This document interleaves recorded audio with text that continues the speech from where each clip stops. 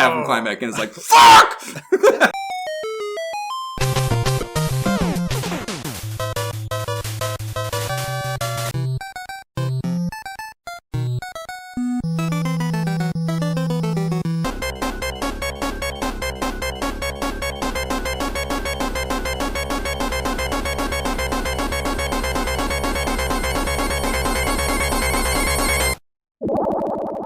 This is the Imperial Scrolls of Honor podcast. I am Josh Folan. And I am Jay Baxtron. And we are going to be bullshitting about the formative years of console gaming as we revisit the periodicals that covered it again. Today, we are taking this podcast to the mat, Mean Gene. Lorik disciple Sir Matt Goul dropped a flying elbow smash off the top rope and a hundo-plus bucks on the AbleGamers Foundation, and those high-flying philanthropic acrobatics entitled him to decide our next quest.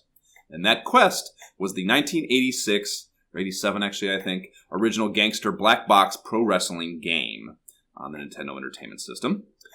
And Matt's chosen name for this quest, logically, I think to his credit, was A Winner Is You. Oh, man. And if you need that explained to you, maybe you should think about listening to another podcast feed. Our Literature of Antiquity, I couldn't, it's... Given we had just went through it, I guess is part of it, but I also just can't not think of another appearance of this game in any other literature. I couldn't think of a better candidate than the official Nintendo Player's Guide, which managed to drag a four-banger kicking and screaming out of this game with a few tips and tricks and strategies an aspiring VWF champion might ask. So, and honestly, by the time I got in there and I tried to I started going through it. There's no strategy in this game. None. There's nothing in there other than the count out thing. I guess maybe that is kind of a strategy, if maybe a better called a cheese. But yeah, that doesn't really offer you much difference in your game experience. Emulation disclosure, I jammed via the Nestopia core in RetroArch on my PC with the standard OG NES gaming peripheral that came packed with our control decks back in the day, piped in via my trusty Tomy USB adapter. Jay, I presume, as always, the same. No. Actually, this time I played on my 60-plus inch TV through Nintendo Switch Online via the OG NES controller. So it was prime playing setup. I can only imagine how great those 400 and whatever pixels look scaled to 4K. Please rate and review the podcast. Be part of the ISOH movement. Give us validation on your podcast platform of choice in the form of a rating or review, and we will read it here on the pod and maybe even make commentary about it. What are we jamming on now? Jay, what are you jamming on now? Definitely playing some Split Fiction. We finished it. And there were definitely tears. So all I have to say is go play it. I've said a lot about it in the past. It's a great game. Go play it. Other than that, man, a whole lot of College Football 25. 3 different freaking dynasties. I won the Natty in my dynasty with my former COD, Zombies Cruel, and that was cool. Yeah, it went down to the wire. Freaking acrobatics by me. Very, very fulfilling, very exciting to do that.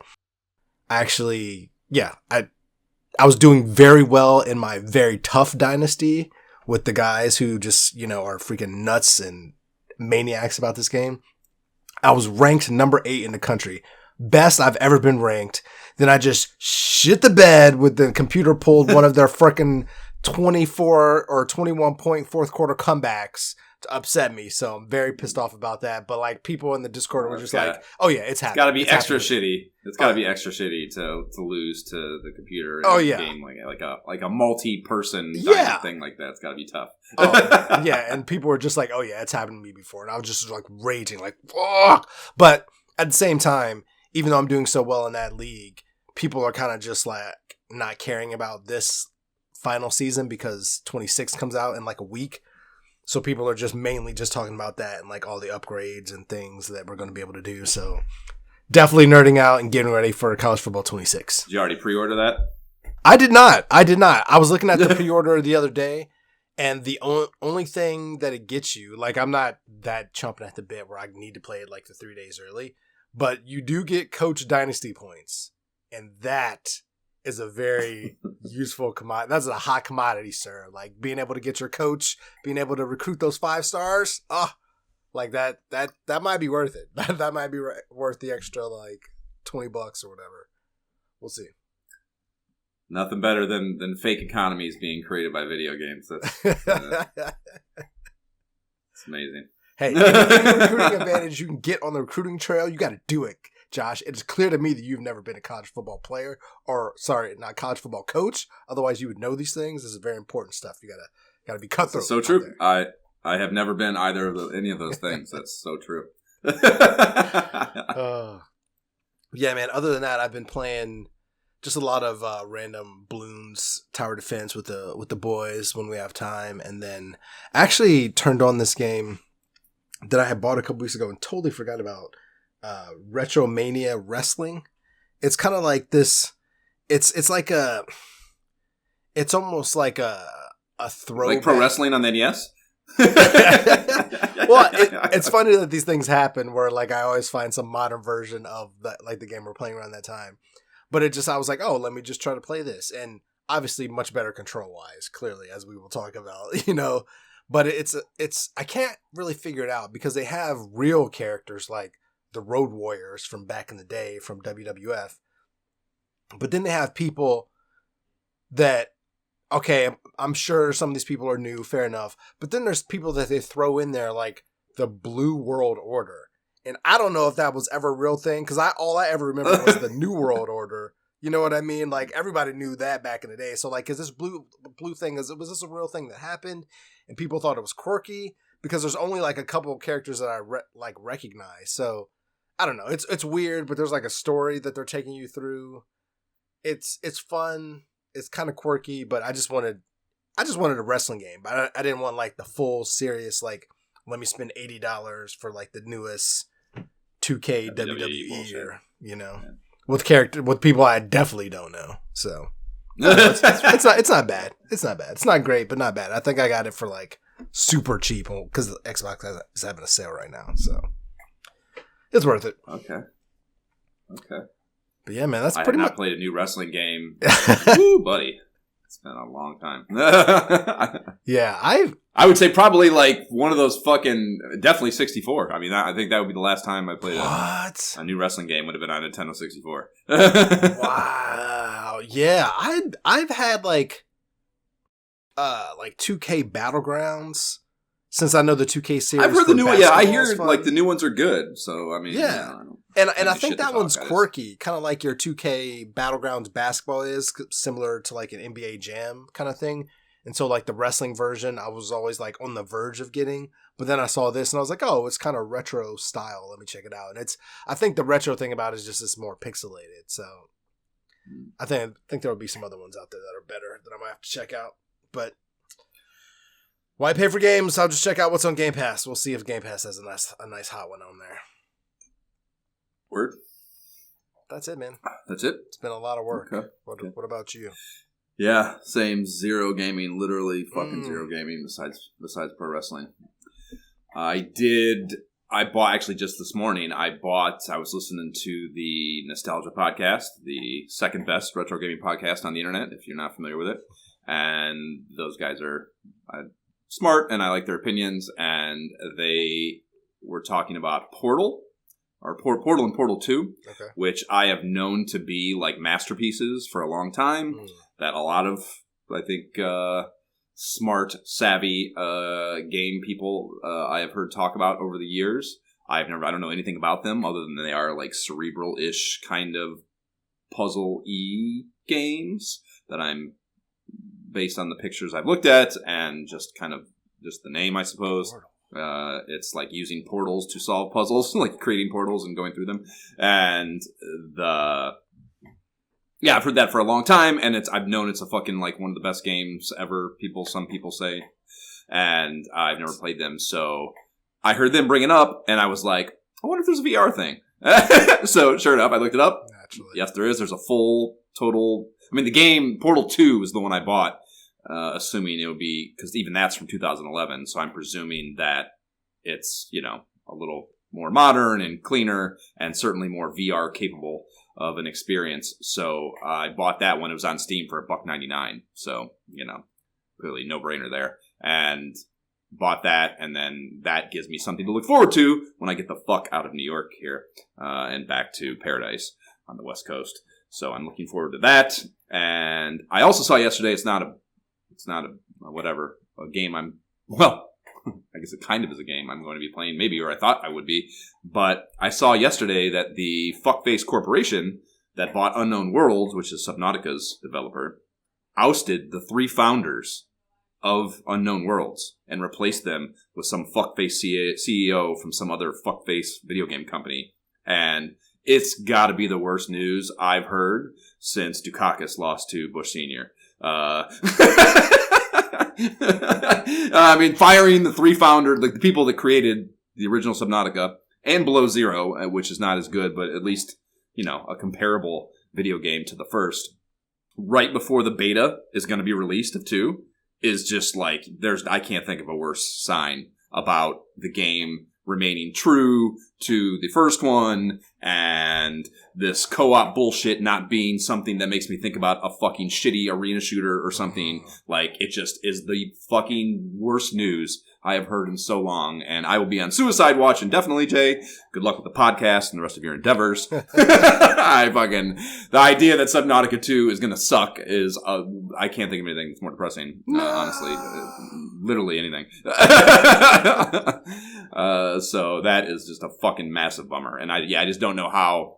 I can't think of. I actually watched like a 20-minute analysis video last night of just some dickhead. I guess I've seen other videos from him. It's not like someone I've never seen before, some YouTuber, just talking about his interpretation of granular aspects of the press release.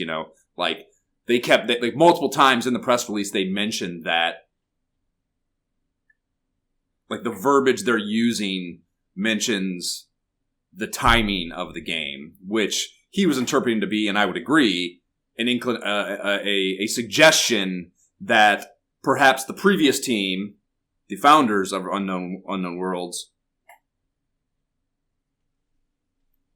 didn't think the beta release was ready to be released, and they were creating a stink about dropping the game early. And this fuckface corporation that bought them wants to push it out because money. You know what I mean? Even though it's not ready, which is all that sounds like right in line with everything you would expect. So that seems like a really, really reasonable speculation, and I just don't know how it could be anything good. There's just no way it can be good for the game to lose the people that made the first game what it was. That can't be a positive. There's just no way. So, man. I haven't seen anything. I'd be curious. I don't know. They're probably under an NDA or something. They probably can't fucking say anything about it. But I can't wait to hear their story whenever it can be told about that. Because it just can't be good. So that is super depressing news amidst my no gaming and all worky, no funny schedule for the last few weeks. I have managed to do a little bit of X-Men questing. I'm up to 217 on X-Men, which is mid 87 maybe. And it's gotten very Wolverine and Storm centric, which I like all that actually. The Storm thing still kind of sucks though because she doesn't have her powers, and it's I don't know. It makes they're being more introspective with it.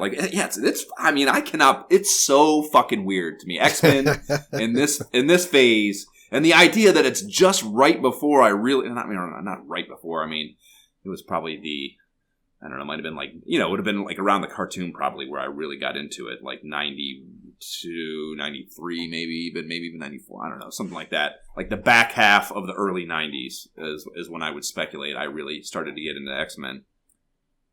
So this is still, a half decade before that, clearly. That's a ways in comic book time or real time. But it's just so weird, man. They are just, I don't know. I don't know how to describe it. Storm, half the team, first of all, the only people there that are stalwarts that you're seeing in in this whole stretch for a couple of years now, really, are Wolverine and Storm. It's all Dazzler and Longshot and fucking Kitty Pryde and, even like, Nightcrawler and Colossus were there for a lot of that, but even they right now are something, they got fucked up. Like Kitty Pryde got fucked up. They all got like super fucked up in that Morlocks thing. Oh, so Morlocks. They're like in some like stasis fucking thing or something, and they're just not present in the storylines. They're recovering somewhere supposedly or something. And same with Kitty Pryde. She's like half. She has that ethereal whatever ability, and she's like stuck in the ethereal iteration of it, so she can't, become tangible again. And, she's making out a long shot as a ghost, and like that's the only time it's just weird, man. It's weird, and there's so little presence of X-Men team members that I have like any relationship with, emotional relationship to or with, and it's just so weird.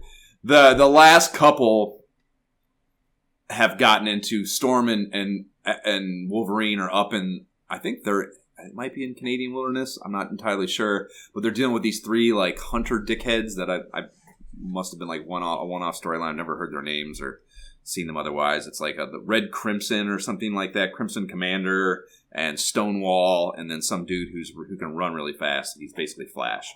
And I've never seen them. I've never heard those names before, and their storyline sucks.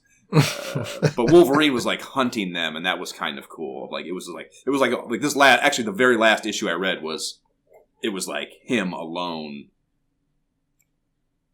shirt off in the fucking wilderness. Like, and just a whole lot of, like, internal monologue of his, like, silently hunting and trying to find Storm. Because I guess he had, a few issues back, there was, like, this story thing happening where one of the Morlocks, like, fucked with his head, and he, like, wasn't trusting his senses. Or one of the Morlocks fucked with his head, and he attacked Storm, basically. And... Oh, snap. Coming out of that, psychologically, he was all fucked up because he's like, in his mind, the only thing that he can trust in the universe is his senses. Mm-hmm. And to have that compromised and not even have that control, like, send him in a fucking tailspin. That's why he's off alone right now, because he just, like, doesn't think he can be around anyone. And that was kind of interesting. But, yeah, it just seems like, I don't know, it just seems kind of like, like I've been saying for a while about it, it just seems kind of aimless and, like, They don't seem to be, it's just all these little one-off things, they're not, they might be a couple issues. It's not, I don't mean one-off isn't an issue, just like a one-off story that I don't feel like has any connective tissue to anything I know about before or after X-Men, It's fucking weird. It's like they're in this limbo of like just fucking, and like I feel like they're even talking about being in a limbo. Like, I feel like it's like meta, like they're like, like it's intentionally aimless. Like the Storm and Wolverine, the end of this issue, are like talking about like, what are the X-Men going to become? We don't know what the X-Men are going to become. What are we now? We don't, and like they're like literally saying out loud what I'm thinking about the fucking comic, and it's trippy. It's just really trippy. Maybe the writer's definitely putting that into the writing, like right, like exactly. The corporate is telling us to do this. Either, I don't even know. They're stopping me writing what I want to write. So what are we doing? Right? Yeah, I don't know, man. So so that, and then I started reading X Factor too. So I'm pretty, because that's so, I don't know, wrapped up in what X-Men was at one point, being the original 5. And I've already told you the Angel stuff had started for the last episode. And that's gotten a little further. They removed his wings surgically. And they were saying gangrene was the thing. And so he was like about to die. So it was like, he like got power of attorney or some shit. And he didn't elect to have it done. So he was like, not conscious, and when he woke up, they were gone, and he fucking flips out, and he, like, just goes to the airport and takes his airplane, which is, like, the richest guy ever thing that you could possibly do, and just, like, takes the fucking airplane, and he's like, I don't even know what his plan was, he's just, like, flying one last time, supposedly, and, like, I don't know, I think while that I think that's, whatever happened, like, the plane blew up, they saw the plane blow up, my assumption, / maybe even I think has been kind of shown to me now, is that must be how Apocalypse gets a hold of him. And I think it's right before, like, he's the final horseman, and I think now they're going to launch whatever the fuck his plan is, maybe in the next issue of X Factor. So, like, yeah, I'm, like, jumping back. I'm trying to keep, like, the timeline. I, like, read an issue or two of X Factor, then jump over to X-Men, and then back and forth. So I'm, like, keeping like, actual newsstand date in line with both issues, or both books. Because I'm assuming there's some overlap, or will be. It doesn't necessarily feel like there is at the exact moment, but yeah, that's where that's at. So, kind of cool. It's probably like reading the next X Factor is like the most excited probably I've been for any one of these books. Okay. To date, and all this like X-Men archival fucking work here I've been doing on this X-Men quest. I think it's the most excited I've been. So the most anticipatory I've been for a storyline to launch. Wait, who's the main team in X Factor right now? Is Havoc as a part of it? Oh no! It's still the original 5, and they're not even 5? Like that's okay, like okay. Yeah, they're like also that's sorry I didn't say that it's like 7. That's like 17 or 18 I'm on. Okay. As far as the issue number goes, so. Because there's multiple times in X-Men's history where X Factor becomes like the original 5. Like it happens like another time later, so it's fascinating. Does it happen later? Yeah. Too? Okay, interesting. Yeah. That's not terribly. Everything old is new. But yeah, because issue 16 is the one where Angel has the ghost, like the circle with a line through it over top of him on the cover, like one of the more probably iconic X Factor covers, I would say. Yeah. So yeah, that was 16. So I'm just, I would say it's maybe 18 that I'm on now, or maybe 19. But yeah, super exciting, and that's why you can't see it. But the image behind me for this segment, since there's no games to play or talk about, is Archangel or Angel, Jesused up onto the wall with the things between the javelins in his wings, which is also very iconic. Kill him now. Yeah. Wild. Wild. Okay, well, let's talk about this pro wrestling endeavor.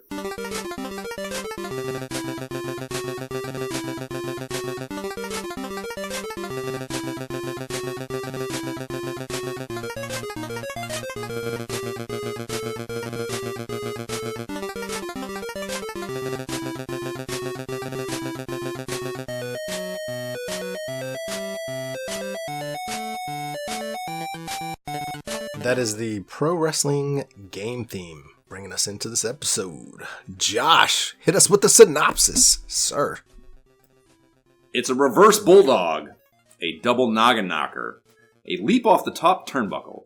It's pure pandemonium. Welcome to the world of Nintendo Pro Wrestling, where you take on 6 of the meanest, baddest, most rotten guys around. With names like the Amazon, Giant Panther, and King Corn Karn, you'll begin the match by choosing a wrestler and an opponent, either the computer or a friend. Then with a flick of the wrist, we forgot to play each other, god damn it. The wrist, you'll perform drop kicks, body slams, headlocks, and dozens of other bone-crunching moves designed to annihilate your opponent. But be warned, each wrestler has his own arsenal of backbreaking moves, which means you have to think fast and move even faster to pin your opponent, hold him for a 3 count, and become champion of Nintendo Pro Wrestling. That's not how I'm becoming the champion of Nintendo Pro Wrestling. Instruction manual. FYI. But whatever. I appreciate your story building. So yeah, that comes from the back of the box. The manual makes no effort to set up a story world at all. There's no story here. It's just wrestling. I mean, what are we talking about? Right, yeah, right. Exactly. Just that wrestling. That's what we're doing. That's the game type as well. Fucking just wrestling. It was released in March 87 in the States, and that is after an October 21st, 1986 drop in the Famicom motherland. And March 1987 is a horse we haven't beaten to death, so I thought it fun to talk happenings. Our biggest star in human history update is that Mike Tyson won by unanimous decision in 12 rounds against James Bone Crusher Smith on the 7th. And IBM releases PC DOS version 3.3 on the 17th, and that's for all you early PC OS nerds out there. Fellow, I should say, probably. And last, but certainly not least, given our topic today, Jay, on March 29th, the Hulkster successfully defended the WWF heavyweight title against Andre the Giant at the Pontiac Silverdome. Ooh. And that is the body slam heard around the world, and the one that the Hulkster assures us to this very day he can still feel in his lower back. Iconic match. Yeah, I can picture. Did you have any of those? I think it was Classic. Was the card series? I feel like we had to have talked about those before, but the WrestleMania card series from like the late 80s. Yeah, I can picture the card from that. I had some of those for sure, but I mean, I was a huge wrestling fan, so I've seen that match and clip a ton of times, of course. Yeah. I haven't watched the early WrestleManias. That would be. I would really like to watch that. Yeah, I have not watched the early WrestleManias in a long time. I'm sure I have seen them all at some point, but I told you I didn't have access to pay-per-view. Like, and oddly, as much as I did like it, I never was one. I never got any of the videos or anything. So I think my uncle had. I wonder which one it was. It might have been 3. He had a handful of videos of WWF stuff. I think they were WrestleMania, but I don't remember which one. So like I probably watched those a few times. But yeah, I do not have the WWF history awareness, or like at least like the visceral memory of it. Like can picture the matches and stuff like that. I don't have that level of familiarity with it that I probably would like to, just for nostalgia's sake. Even though I wonder if I would actually genuinely be entertained watching them now, or if it would purely be a nostalgia. Yeah, I think for me it's nostalgia because like I really like the storylines and the characters and stuff from, I don't know, maybe like a young age, because my grandmother down in Louisville, Kentucky would watch wrestling, and so I would go to her house as a little kid and wrestling would be on. You know what I mean? Amazing. So I remember liking it until like a teenager. That is incredible. I try to picture my mama watching fucking wrestling is the most inconceivable mental image that I cannot think of. This is the one grandmother who liked to smoke cigarettes and watch wrestling. She was awesome. That's pretty amazing. That is amazing. Well, the box office headliner was the first Lethal Weapon, which dropped on March 6th. That's a banger for sure. And the Billboard Top Hundo pole position holder was Bon fucking Jovi with Living on a Prayer. And Jay, do I have to beer bong 37 beers and get up on the party barn porch and scream this song at the top of my lungs right now, or what? I mean, you would. It's like a shot heard around the world. Like people, Delta Chi's everywhere, where their ears would just perk up. It's like that. What's yeah? Was it? I mean, yeah.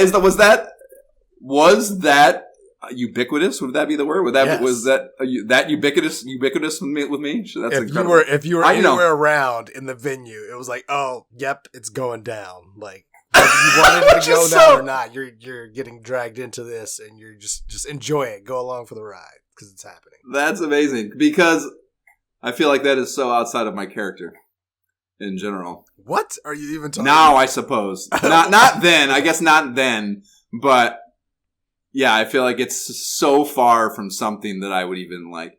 I mean, whatever. You're being 43. It's just not. That's not part of the fucking DNA. But like, yeah, to picturing myself right now, like, and it would be. I would have to stand up on something. Like, I feel like when I think of that, I think of like getting up on something as like a performance, which is why or just grabbing several of us at the same time, together. Like that's what we're doing. No matter what you were doing, that's what we're doing now. Living out a prayer. Yeah, I think of Herman. Herman would do that. Herman would enthusiastically jump on that anytime. It was Jeff Root also is someone I feel like was a big participant in that. Perhaps fueler of Rosenbaum would definitely. Yeah, Rosenbaum would as well. I feel like Rosenbaum a little less reluctant. I feel like just participating to be participatory, but I don't think he actually enjoyed that song. That's my hypothesis. Like I think Root and Herman enjoyed that song. I don't think Rosenbaum enjoyed that song. He just was doing it to be part of the thing, you know. Those are all very interesting part of my life, I suppose. My Bon Jovi face.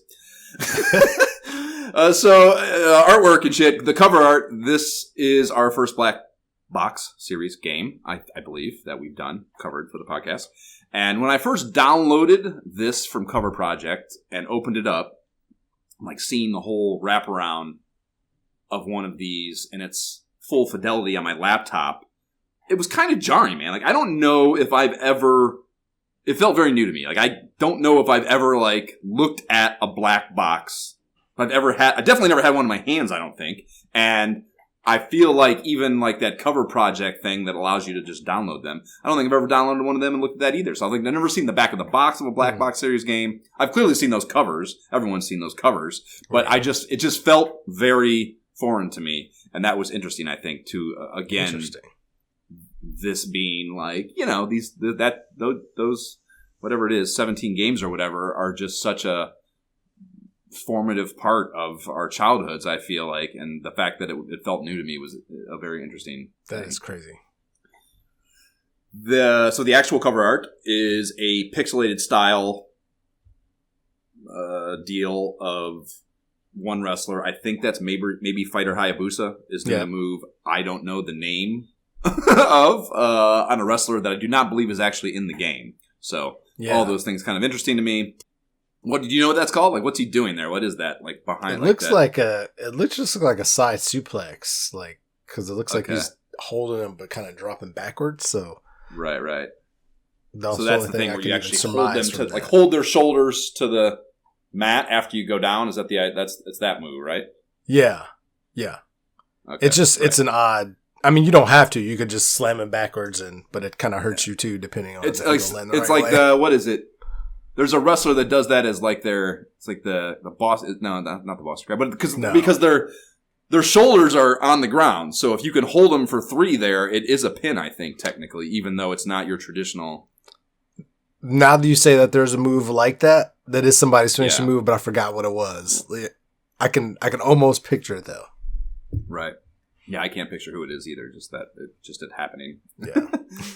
So long ago. So the ref looks on, as do some crowd members in the background. So it's kind of a representation of the gameplay screen, which they talk about that a lot. How the Black Box series cover art, that was like a new marketing idea for video games to show the game as it truly is, or a closer representation of what it truly is, as opposed to Atari game boxes where like often, you know, pictures or like illustrations that were more representative of real life as opposed to, or the real life perception you were supposed to have of this pixelated video game that you're going to play, you know? So that is certainly present here. And then the back of the box has that synopsis I already read, and then 4 screenshots. None of them look all that great, I would say. They're just zoomed out gameplay, or that zoomed out gameplay view, and that's not all that interesting to look at in a thumbnail view, but I don't know what else they could have shown us. They probably should, more of the wrestler art, you know, or like I guess you don't want to show the win state screens of getting the belts, but those would have been interesting too. True. I don't know what the better options would be, but not great. And the manual is 18 pages, color cover, black and white innards. The cover is that ultra clean, all black box series cover style that it just has something about it that's really fucking satisfying. Has the solid black, the title written diagonally across it, instruction booklet written next to the sports series logo, and that's it. Just no bullshit at all. Just very clean and straightforward.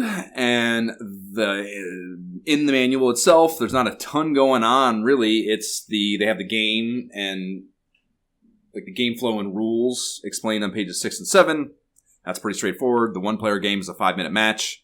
You start with a fifth place ranking. Your ranking goes up each time you win a match, and down each time you lose. I'm just fucking safe scumming if I lose. There's no way I'm dealing with that. And it's not the nonsense to me is that you can be the champion, and if you draw, it's like you still lose. It's like you still lose because now you're just ranked 1 again. I'm like, what? That's not how the rules work in wrestling. I don't lose my belt. Right? Yeah, I don't even. Like, what are we talking about? Yeah, I can't even understand what the logic could have been behind that. That is terrible. Like the double count out and stuff, which, you know, that's probably where it comes from, really, so we talk through it, is that if they tested the game at all, they probably would have realized that becomes something people want to lean on, the count out thing, you know, because the pinning can be so hard later in the game. So they might clearly just like incredibly speculative hypothesis would be is they wanted to make failing at that more punitive. You know what I mean? it would be a rationale to have for That's fair. I can that see because it does fly completely in the face of the rules. That's not how it fucking works in any of the professional wrestling shit. So yeah, it doesn't make a lot of sense. So if you drop to 6th place, your game is over. So yeah, you start in 5th place. So I guess theoretically, if you lose your first match, it's game over. It should be. I didn't try that. I don't think. That happened to me. I told you 5 times in a row before I won a match. And it was game over? Okay. Yeah, it was just game over each time. I was like, well, there's no reason. Yeah. Yeah. But it is also interesting because I always want to see the game over screen. I want to get the screenshot for that fucking series I started. So I thought to seek that out, the end of the game, after I had won a number of matches, and it does just methodically drop you down one by one by one by one until you get to 6. Like, you can lose fucking 5 in a row before the game will end if you are that far along in the ranking. So that is, I don't know, it's weird. It's an interesting design choice, you know. I mean, it's better than just saying you lose 2 matches automatically. Right, yeah. Done. But yeah, there's no password or fucking continue battery save, obviously, so it is just a one-off thing. And that makes it more reasonable, I suppose. But that means you gotta face the wrestlers you already beat again, right? Right, yeah, exactly. Like, it's just, but yeah, I guess my point is, that's not fun. There's no way it's gonna feel, there's no, I don't know, you gotta be, maybe there are kids that did want to experience that, but I just feel like if you lose more than one match, maybe if you're up to 1, or maybe you have, I don't know, if you lose the belt though, after you defend, you gotta do the whole 10 again, I think. So that's also just I'm turning it off. There's no way. Yeah, there's no fucking way. And I just don't know how a kid who I had even less patience than I have now as a kid. So there's just no fucking way I would have kept the Nintendo on. You know what I mean? It's just so, it makes it all, I think, interesting design choices for just the flow of things. You know what bums me out about this freaking booklet though? There's not usually times when I have too much feedback about the instruction booklet, but page 4 tells us literally nothing. A button, used to select throws and other techniques. B button, used to select throws and other techniques. The initial controls, sure. I was really hoping to see up plus B, body slam, down plus B. Oh, that's later, dude. You didn't read you turned the fucking manual off after page 4? There's that's what the whole thing is. The last, what is it? No, it's pages. It's not 13 through 14. Yeah, there is. You're looking at the wrong. You got to be looking at the wrong manual then. No, there's just tell 4 or 5 pages. What are you talking about? The controls are on the previous page. The controls. There's one page that's the actual what you hit, and then the next page will be the goofy little illustrations of those moves. No, they're saying what they are. Yeah, I'm saying but when you're in the game, you have to figure out what up and A is Starman's backflip kick. Down and B throws him against the ropes. You know what I mean? It never tells you that. You got to figure it out as you're playing, is what I'm saying. No, that's in the manual. No, it's not. There's one. Yes, what actual? Tell me the exact page. Okay, so a solid slice of the book is about controls. Dude, wait a minute. Hold on. 13, 14. You had to look at the wrong manual. My manual goes from page 7 to page 12. That's fucked up. How dude. Is this man? Yeah. I didn't even realize that. I'm like, this sucks, man. I just had to I'm like, this is what? Yeah, that would be wild as fuck. Although I will say, one of my big, and maybe it might have just been the wrestler I had, is I think he, because of his special moves, both being grapple moves, it takes away 2 of the basic grapple moves, of course. So I felt like I was just, which is the reason I chose the wrestler I chose. I felt like I was just doing his special moves back and forth the whole time. Wrestling wasn't any fun because I felt like I only had those 2 moves and then a body slam. And I just didn't know how to do anything else other than that the suplex, which you can never pull off. Did you ever get a suplex to work? Yeah, where you pick them up over your head? Man, and by the way, I just pulled another manual. This still doesn't say that. I don't know what you're talking about. It never tells you how to do each one. But I definitely figured out it wasn't until, and we'll find it later when I'm looking at my notes later, like what match it was. Later throughout the game, when I started figuring out, like, okay, this is how I slam, this is how I do the suplex versus the backflip kick versus this other thing. Like, it took... Yeah, it's definitely in the manual. Even then, I can't pull it off unless I've kicked the wrestler's ass and he is, like, struggling and he's, like, just hanging there panting, you know? Otherwise, I try to pull that move off with... Every time I would try to do a suplex, he would try to do it, and he would couldn't pull it off, and then the computer would suplex my ass every time. That's why I would never try suplex, and like I said, unless I knew he was like there's only a minute left or something. He's like beat down, then I'm going for a suplex.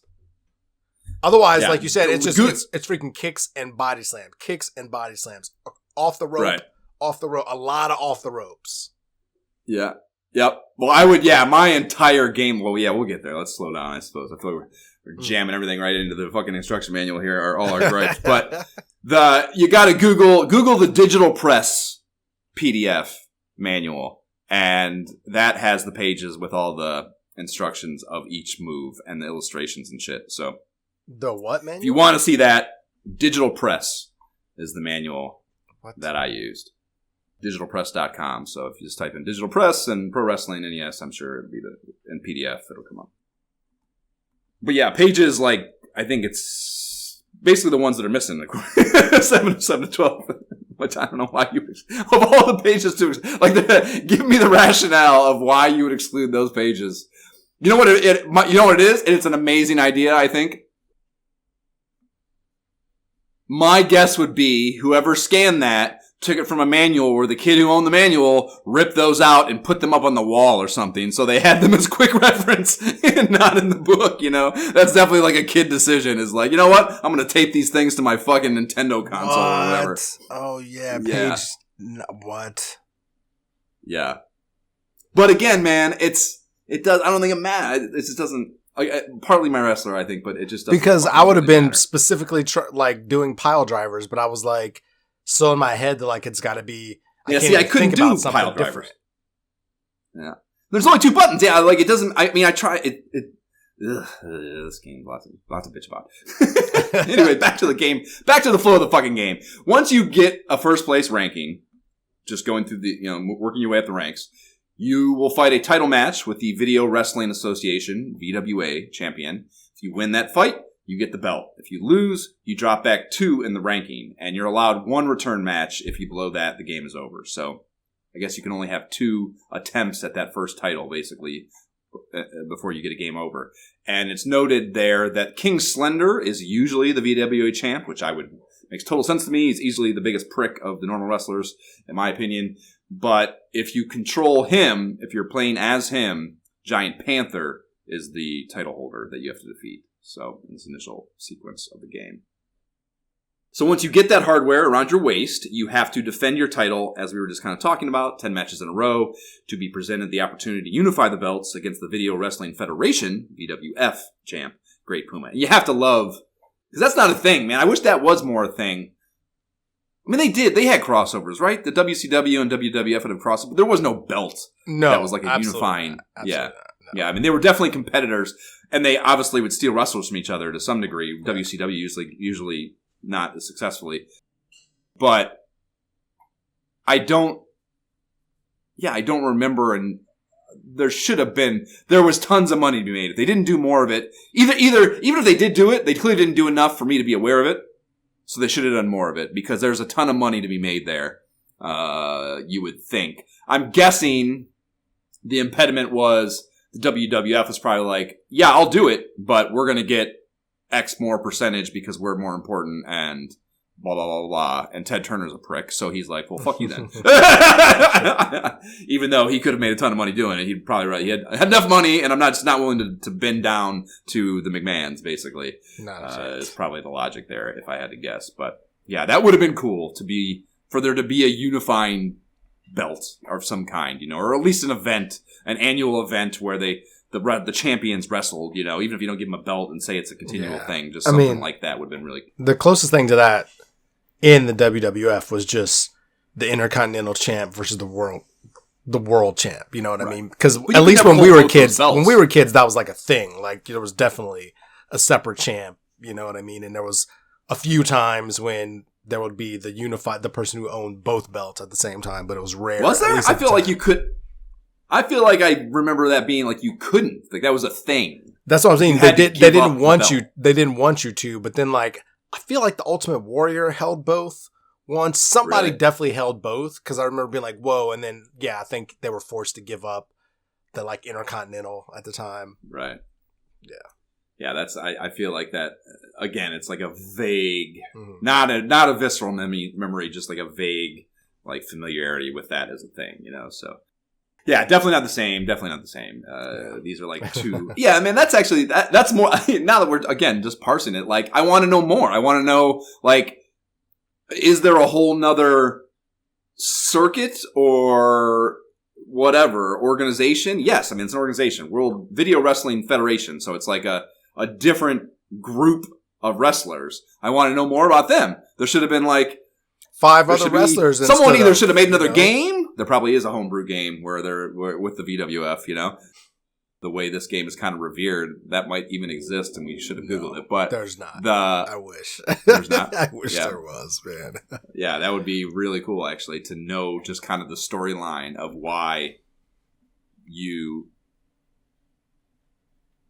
fight Great Puma, you know. I would want to know the story. That would make this game way more interesting. I mean, that makes sense, but like, it just doesn't make sense that you fight the same fighters through both circuits, even though there's a different champ. It would, you know what I mean? Well, yeah, see, that's the thing. No, because then it's not circuits, dude. They're not circuits. You are just defending your VWA belt in those defending matches. And if you defend it 10 times against the same motherfuckers in the same association, Video Wrestlers Association or whatever it is, then you get this fight against Giant Panther that's from a It's just like you're just like earning the right to go fight him. Right. Like getting your status up through your own league. By demonstrating your GOAT status in the VWA, you get this shot. Which, again, that could have been a really cool story thing if, like, it's the first time someone's ever been so unequivocally atop the VWA. Okay. I could see that. You know what I mean? I could see that. Like, if you're coming from one of these smaller regional associations and you're just like the man. Right. And that would have been an awesome story. WWF and you're like, yeah, that would have been an awesome story. Yeah. Okay. Yeah, that the VWA was like, what the fuck? What was the third? Now there's, what's the third one now? Or now there isn't a third one. Now it's the second one. What's the backyard, whatever that is. There was definitely like an AEW.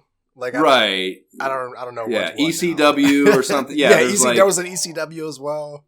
Right. I've read a little bit about the history of pro wrestling stuff happening, and like, yeah, there were like, you know, those regional circuits. That was like the whole. That's how WWF became what it was. It was, yeah, it was like a unification of. That's how they became what they were. They unified all these kind of regional things and made it, you know, got it on TV and blah blah blah blah. So, you know, there was like these competing / underground / less notable whatever, you know. And yeah, that would just, I mean, if they would have took the time to write that as a story, that would have been a really cool story world to give you something to want to care about. There's no story here. They just threw it out. You're out here, you're wrestling, go get it done. Right.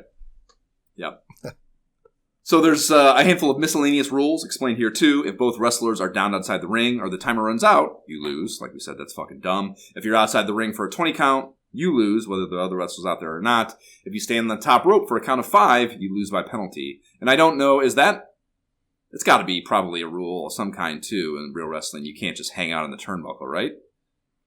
I think so, but I don't know what happens. Like if you just stand up there outside of another wrestler coming and shaking you down. Like I don't know. Right. I mean that's my thing. I try to picture that happening in the real world. I'm just like unless there's only one scenario in my mind where I can picture in a wrestling match where the person would even have the opportunity to spend 5 seconds on a turnbuckle. Is when the other person's like totally fucking KO'd on the ground, and that's when they're gonna be gloating on the top rope and like, you know, playing to the crowd, which also doesn't seem like it would get penalized to me. So I don't know. I'm not sure whether that's probably not a rule. I would think.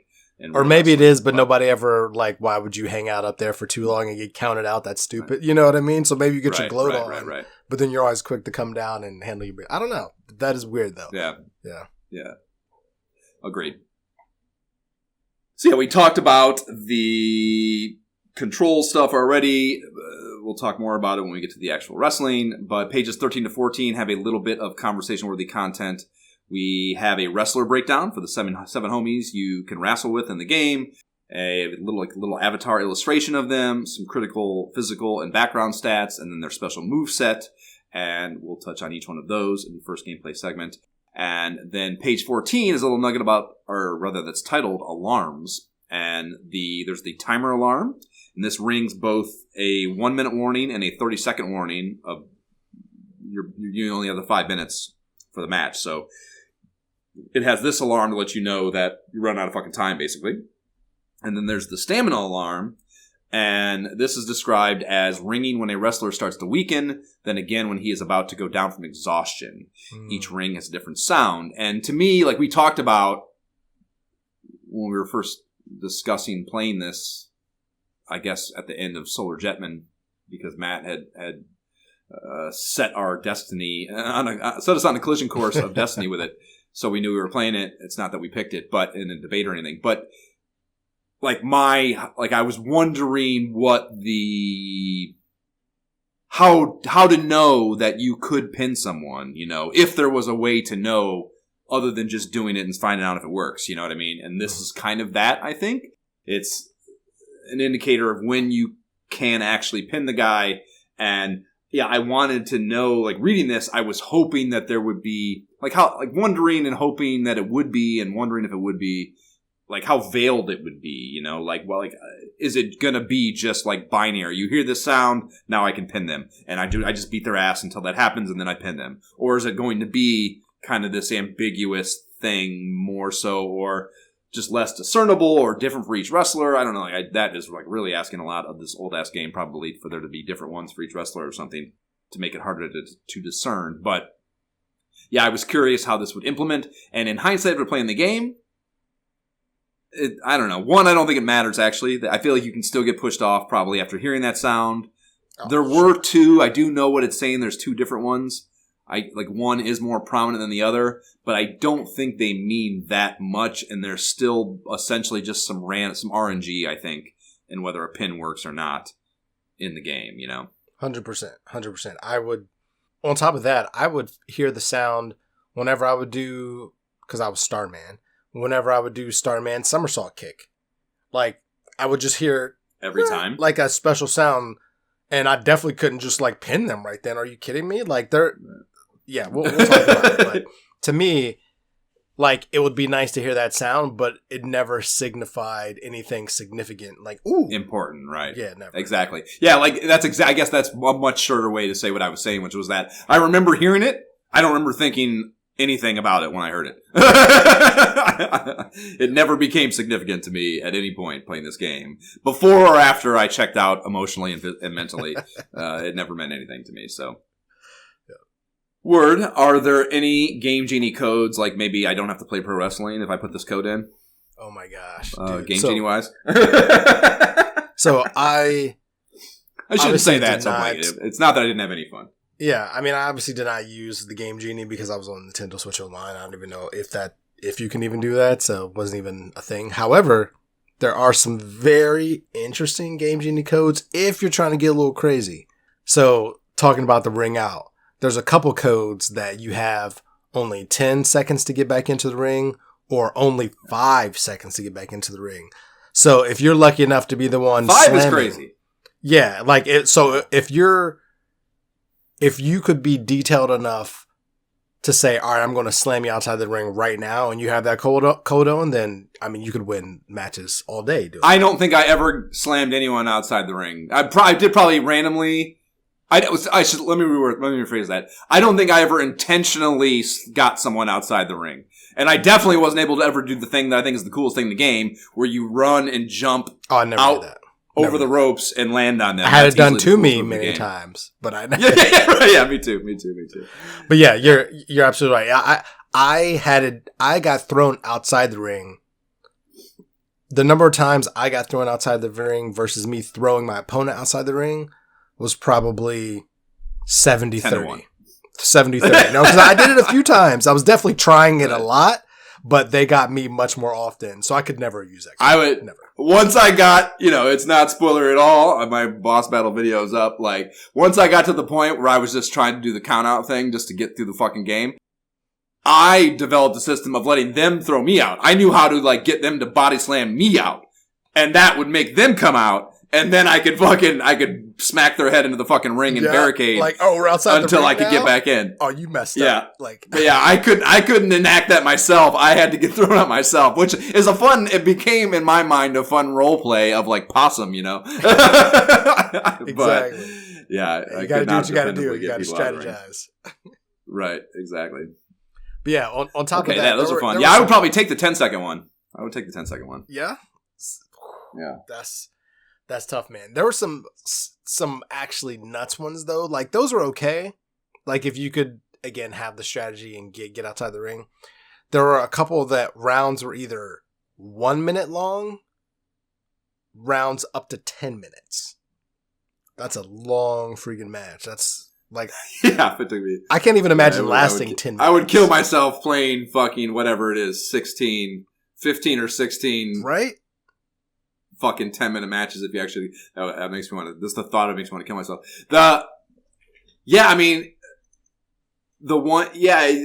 It's so with the idea that a draw is a loss is the problem with that. That's awful. Exactly. Like the 1 minute thing is like that is so puny. You have to be. I can't even. I don't even know how I could get good enough at this game. Like I can't picture being good enough to feel confident that I could win normally via pin in 1 minute. I just don't see how it's possible. Yeah. I really don't. Especially late game. I got to the point where I felt where I was in a groove and I could do all kind of moves and I was like slamming people and like doing this and I was feeling good. And you get to freaking later dudes and it's still, you can't do that. Like it just, maybe the first 3, but then the last 2, you're just going to be like kicking and getting out of the way. They're just going to be back. Like it's just going to be cat and mouse the whole time. Yep. So, and but it's so much easier for them to land moves. It's just, it's fucked.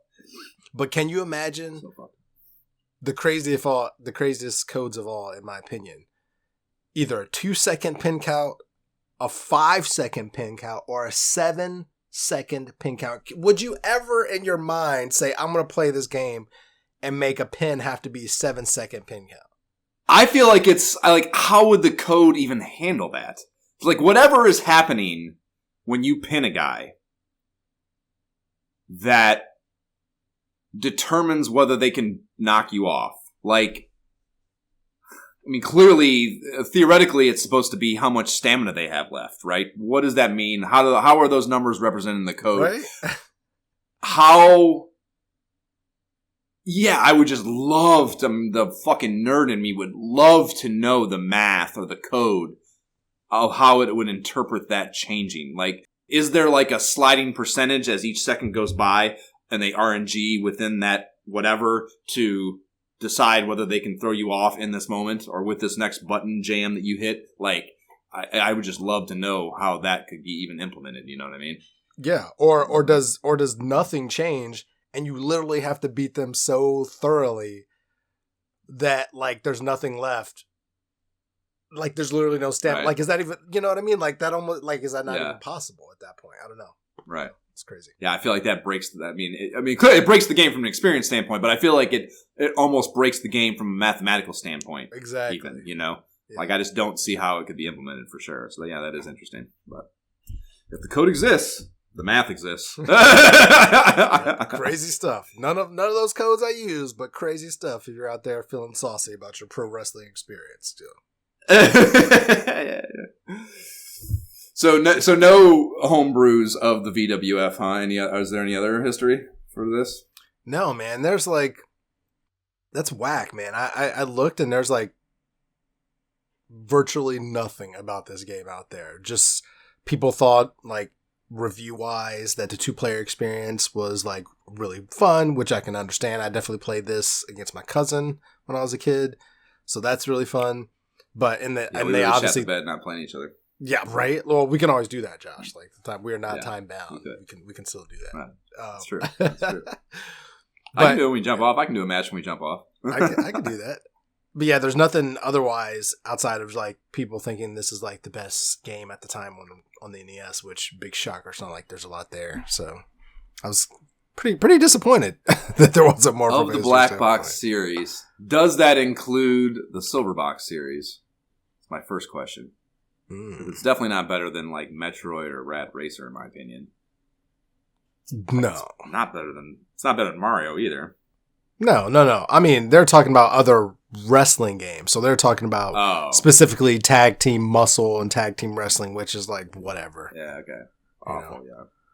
Yeah. No. Until Tecmo, there's not a competitor for sure. Exactly. Okay. Well, on the lunchroom tabletop eavesdrops front, there are no classified info appearances of any kind for this game. Sad emoji about that.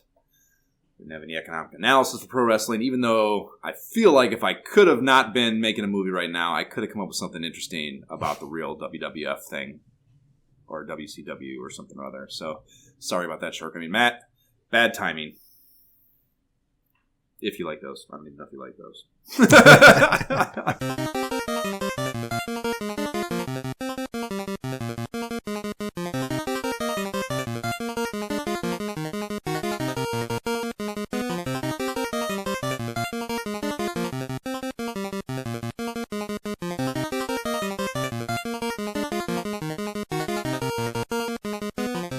Match start theme, and that applies very logically to the beginning of us playing the game. We start with a title screen, and on Fire Up, they get right to it. It's that iconic title track.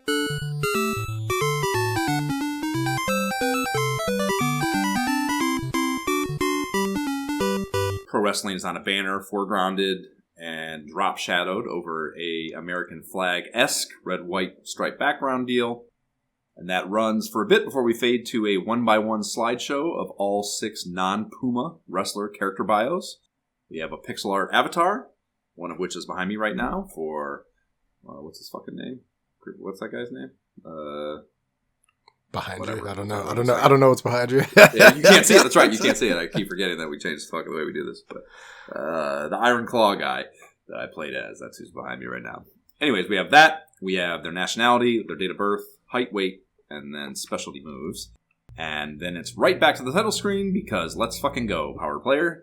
We don't need to fuck around. All there is wrestling. Let's wrestle.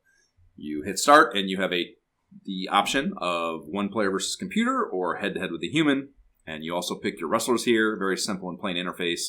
Very low effort, I would say. Yeah. That's just how all the black box games are, though. They all their initial, like Sight Bike, like all those feel like this when you first turn them on. It's like this, just a white text menu on a black card, maybe some very small visuals to look at, but no frills, basically. Just the meat and potatoes of the code. And it makes me think of Cedar Point is actually what I thought of here. We don't need like any stupid-ass Superman-themed garden around this roller coaster. It's just, we built the biggest, tallest, fastest roller coaster in the world, get on it and ride it, and shut the fuck up. Like, that's the end of the conversation. Pretty much. We don't need to theme this area of the fucking experience. And then, boom! You are mano-a-mano with your opponent in the squared circle, and it's time to cut the shit as that tune that brought us into this segment fires up. And there are announcers sitting at the front of the crowd in the back, a ref milling around the ring, and a cameraman outside of the ring. And all of that is doing its best to appear like it's tracking with the action of the two wrestlers. And I suppose in that regard, it's doing a fine job considering this is 1987. Mm-hmm. The cameraman is pointing at them and following them and moving around outside the ring, the bottom there. And then the ref is kind of doing the same thing, tracking around them in the ring. The ring says, "Go fight" on the side of it twice, in fact, which is a weird design choice in my opinion. But it's there. And then there is also a counter counting down for 5 minutes in front of the announcers to let you know how much time before we hit a double DQ for the match. On the controls and HUD front, there is no HUD to speak of. All the information you need is organically baked into the gameplay, which is good game design, I would always say. The controls, though, Woo, buddy, where do we even begin on that? Yeah. Like, you have the simple shit first. You have 8 direction control of the D-pad. You quickly tap left or right twice to run in that direction. You can climb up to the top rope on the top left and top right turnbuckles only, not the bottom ones. That sucks, but that's kind of Nintendo-y, I suppose. Yeah. Just can't figure out how to fucking do it and whatever. You can't press up when you got to go down. It's like, they're like, we can't figure this out. Right, yeah, exactly. It's probably just more the animation and like the available play field. And it probably gets convoluted because you have outside the ring down there too. And again, just kind of the way that was probably the root of the code there. Again, my fucking very limited coding understanding, or the science of coding understanding, suggests to me that could be problematic in some way, shape, or form, perhaps. So I get it. And then you pin with the A button when near them and they're prone on the mat. You can just button jam on both to try to break the pin. And then you can pick a prone opponent up when you hit B when standing near their head, I guess. You probably can't. I don't think you can do that anywhere. I think it'd be by their head. And there is a whole page of what are described as basic throws and techniques on page 9 of the manual, if you have that page in your manual, unlike Jay. And along with a corresponding cute little illustration of each on the following page. And the rundown here is we have the rolling soul butt is executed by getting near an opponent and pressing A. And this is a kick move, jumping up and hitting the opponent in the face with the sole of your boot with your leg bent. And then punch is just B while you're near them. The body slam is done by hitting B while grappling. So that's I think that's the only thing you can do with B, right? You can't do other moves. Well, no, you can do other moves. You can, well, I'm saying with the B button. Everything else is on the A button, right? Well, no, there's like a jump. Well, you throw, yeah, I guess for the most part, except for throwing them against the ropes. Yeah, everything else is right. Which would have been great to know, to have this page to know, because I kept just trying everything with B at first because it seemed more reliable, but it was always either a body slam or throw against the ropes. So it was like, oh, yeah. I'll tell you, man. Like, I read this and I still felt like I didn't know what to do a lot of times. You know, even fucking 15 matches in, I would feel like there's got to be something else I can do. And there was nothing else I could do. It always felt frustrating to me how limited my move set was. And again, I get that I lost some stuff with his special moves because his special moves are the Iron Claw, which is either left or right in A. He does the Iron Claw. And then if down in B is the Headbutt, which are both not takedown moves. Yeah. I mean, they do knock him down, but it's not the same. It doesn't, right. It doesn't it's not feel the same like as hitting somebody with a pile driver or a backdrop like that. Right. Once I got into the groove and was beating people well enough that I could start executing those, then that was the point where I was having fun. I was like, yeah. Having more fun. Yeah, I mean, I would guess because Starman's extra moves are what? That kick that thing? Somersault kick. And then what? Right. And then what's the other one? It's really just that and like a flying, a cross chop, which is kind of just like I don't know. It's like almost like a flying clothesline thing to me. It wasn't that exciting. Okay, so you have to throw them into the ring. You have to throw them it's like a throw first. Right? Yeah. Okay. Yeah, because having your special moves on those things instead of on your grapple moves sounds more appealing to me. Well, the somersault kick is a grapple move thing, so I would hit that one. Yeah, I actually hit that when I think about moves I hit with A more often than anything else, because in my mind I was like, I know if I hit back in A successfully, then I'm going to backflip this dude, and then the crowd will cheer or it'll do that sound like they're weakened. So I was like, all right, I'm going to go that as much as possible. Copy that. So the hammer throw is what they call whipping the dude into the ropes, and you have to do that from a grapple, and then you hold the direction you want to throw them and hit B, and you can also hit A or B to grab the ropes as a defensive maneuver when you get thrown into them, which is kind of cool. I kind of liked that it didn't always work, but I liked that if you get thrown, you have that option, and I can also I can picture the wrestler they'd throw their arm, it's so it's just insane to me. It's honestly, of all the things about pro wrestling, maybe, that are the most ridiculous to me, which is a lot of it, of course, that might be the one that's the most so, in that, like, the idea that you could get thrown into the ropes all the way across the ring and never stop running and get all the way back and get knocked down is, like, ludicrous to me. Like, beyond ludicrous to me. It's all ludicrous, but it's beyond ludicrous to me that you would, like, not be able to stop running, you know? Like, there's just no biological or physics-based explanation of how that could be the case, you know what I mean? It's super funny to me, I think. You know, like, yes, you have momentum, and an object in motion continues in motion, but no, get the fuck out of here. There's just no way. But yeah, the image of, like, when they go into the ropes and, like, they're leaning into it and they're able to get their arm around, and literally, even that, I guess, is just an exacerbation of kind of what I was describing, in that, like, the only way this works for them to stop is that literally, because their arm's hooked, they can't go any further. Like, their body wants to go, but they can't because they're hooked with their elbow, you know? And it's all so fucking ridiculous and funny to me. Anyhow, the Brainbuster is picking a guy up over your head and extending him entirely perpendicular to the mat. And that's up an A, and this is the one I never once pulled off. Literally never once pulled this off. Yeah, because it's always the one I would fail at, and then whatever. Then the Pile Driver is down an A. Like I said, that's a headbutt with the Giant Panther. I remembered his name now. And that was taken from me. And then there's the Backdrop, which is what I would call a suplex, is either left or right in A, and that's what the Iron Claw replaced. So I couldn't do that either. Yeah. I rarely got that one also, because obviously right for me was a somersault kick. So left, I didn't always just do that one. So I just never really did. Honestly, that's the thing that is most frustrating to me, is that you're telling me they broke that up. That, like, left or right wasn't just one move.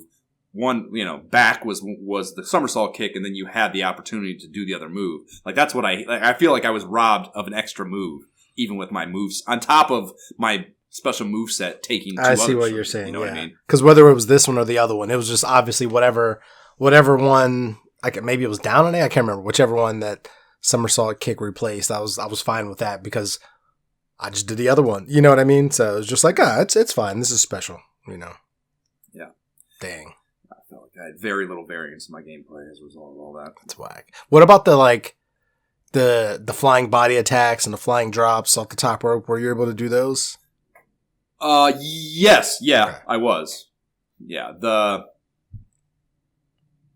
Those have their own frustrations, of course, but the game loop I got into to successfully make progress and try to make pins before I was going exclusively the count-out route. Yeah, my loop became trying to land maybe 2 in a row of my headbutt / Iron Claw, and that would give me enough, and trying to do it close enough to the corner where I didn't have to go far, and then getting up there and landing the body slant, what's the pool version of it called? Belly flop move, as opposed to the knee drop, you know? Yeah. Would be the flying body attack. Right, exactly. Nice. So yeah, going through the rest of them, there's the lariat, is what they call the running arm bar, the clothesline, after you whip a guy into the ropes, and you can also defend against this, supposedly. Yep. Outside of just grabbing the ropes, I think. No, you can drop down. I've definitely dropped to my knees and drop, right, exactly. That's what it is, yeah. Drop to the knees, yep. Then there's the jumping knee butt, which is the leg attack version of that same concept, basically. And then there's the plunger, which that's the belly flop off the top rope, off the top turnbuckle. And then the flying body attack is the same shit, but the off the top turnbuckle, when your dude's on the mat, you hit A to execute that. And you can try to defend out of either of those two in the same way you do the running one, and you just hit A or B, and you'll roll out of the way, and the person just lands onto the mat and usually stays down for a beat or two. And then pages 11 and 12 are a chart and illustration set for the special throws and techniques, which are unique to individual wrestlers. We have Fighter Hayabusa, and it's just one for him. He gets really robbed, although in hindsight, maybe that gives you more fun stuff to do otherwise. And that move is the back brain kick, which is a flying jump kick right to the back of the head and neck. So you stand close to the opponent at an angle and press A. So to me, Because that's just replacing your normal kick. Yeah, you know what I mean? I was like, wait a minute. I don't think I got hit with that, but I don't know. Right. Well, he definitely tried. He definitely did it on me a few times. It's not a huge visual difference, maybe. So maybe you just didn't notice it. But I think the way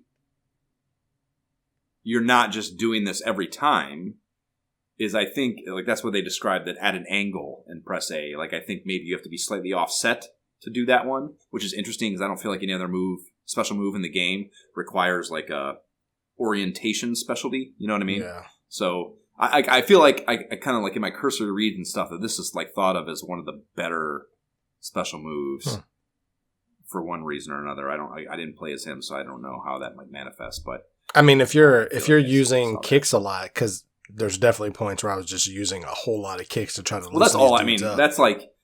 Like the idle state of playing this game is just doing kicks, I think, in my opinion. So like if you have a dude who's special replaces that and it's just stronger just regularly, that I could see how that could give you an advantage. Right. See, going through these, I was like, I thought to myself, like, I wonder if these move names each were pulled from real life wrestlers. And then that would be a fun thing to talk about, comparison-wise, who this wrestler is supposed to... Which those theories exist. All these wrestlers, someone has theorized who the real-world wrestler that they were pulling from was in creating the character in the game, which... that you didn't mention that in the history, but that's kind of a well-known, commonplace thing, that the guy that created this game was a big wrestling enthusiast, of course, that worked at Nintendo of Japan, and he had favorite wrestlers that he was pulling from and designing the game, blah, blah, blah, blah. So... I assumed each one of these moves would have a real-life representation as well, or someone who at least used it, and not really the case at all. I was going to say, I don't think I've seen anybody do a somersault kick just as their special move. That would be impressive. Which is a bummer. There should be. Right. And the fact that the game existed in 87, I can't believe no wrestler. Maybe one of the modern ones, whatever the age bracket would have been, probably like the early 2000s maybe, would have been when that would have happened. Like the wrestlers who grew up, who might have played this game as kids, becoming adults that are actually wrestling in the WWE or whatever it would have been at that time,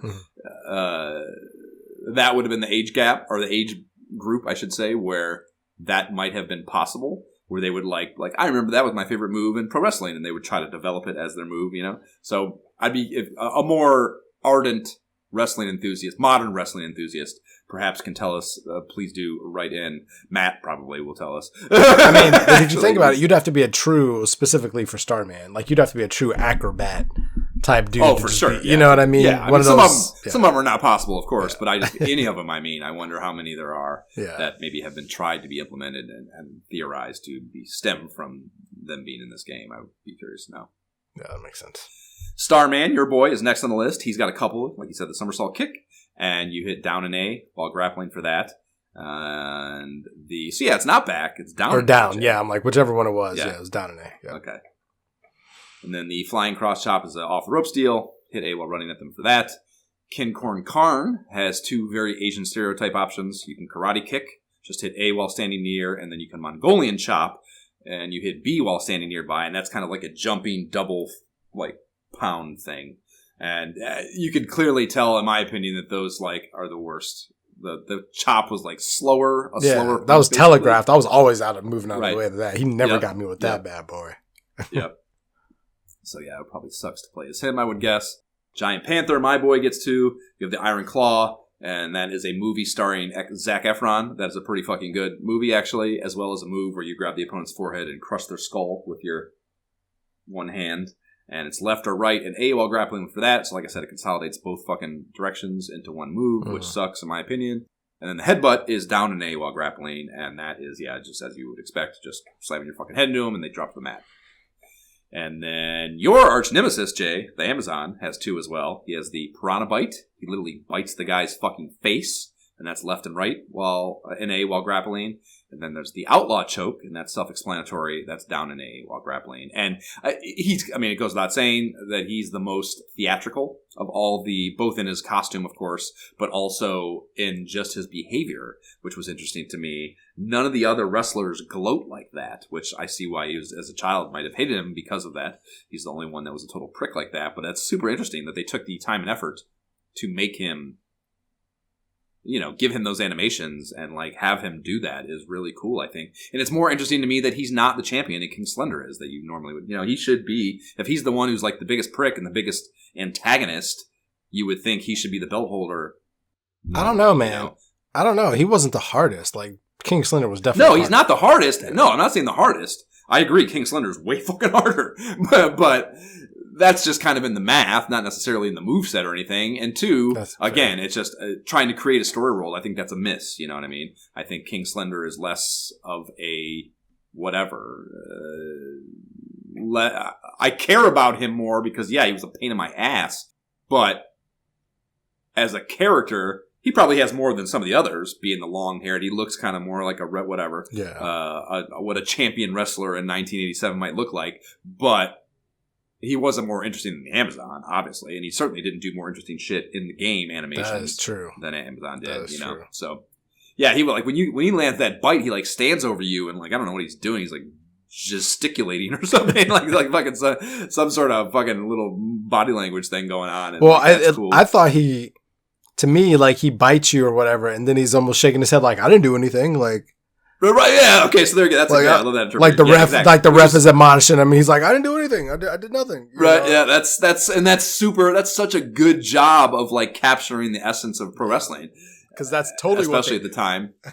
Right, exactly. So just a huge miss that he isn't more of a top the mountain figure as far as what you're trying to go through the game and do here.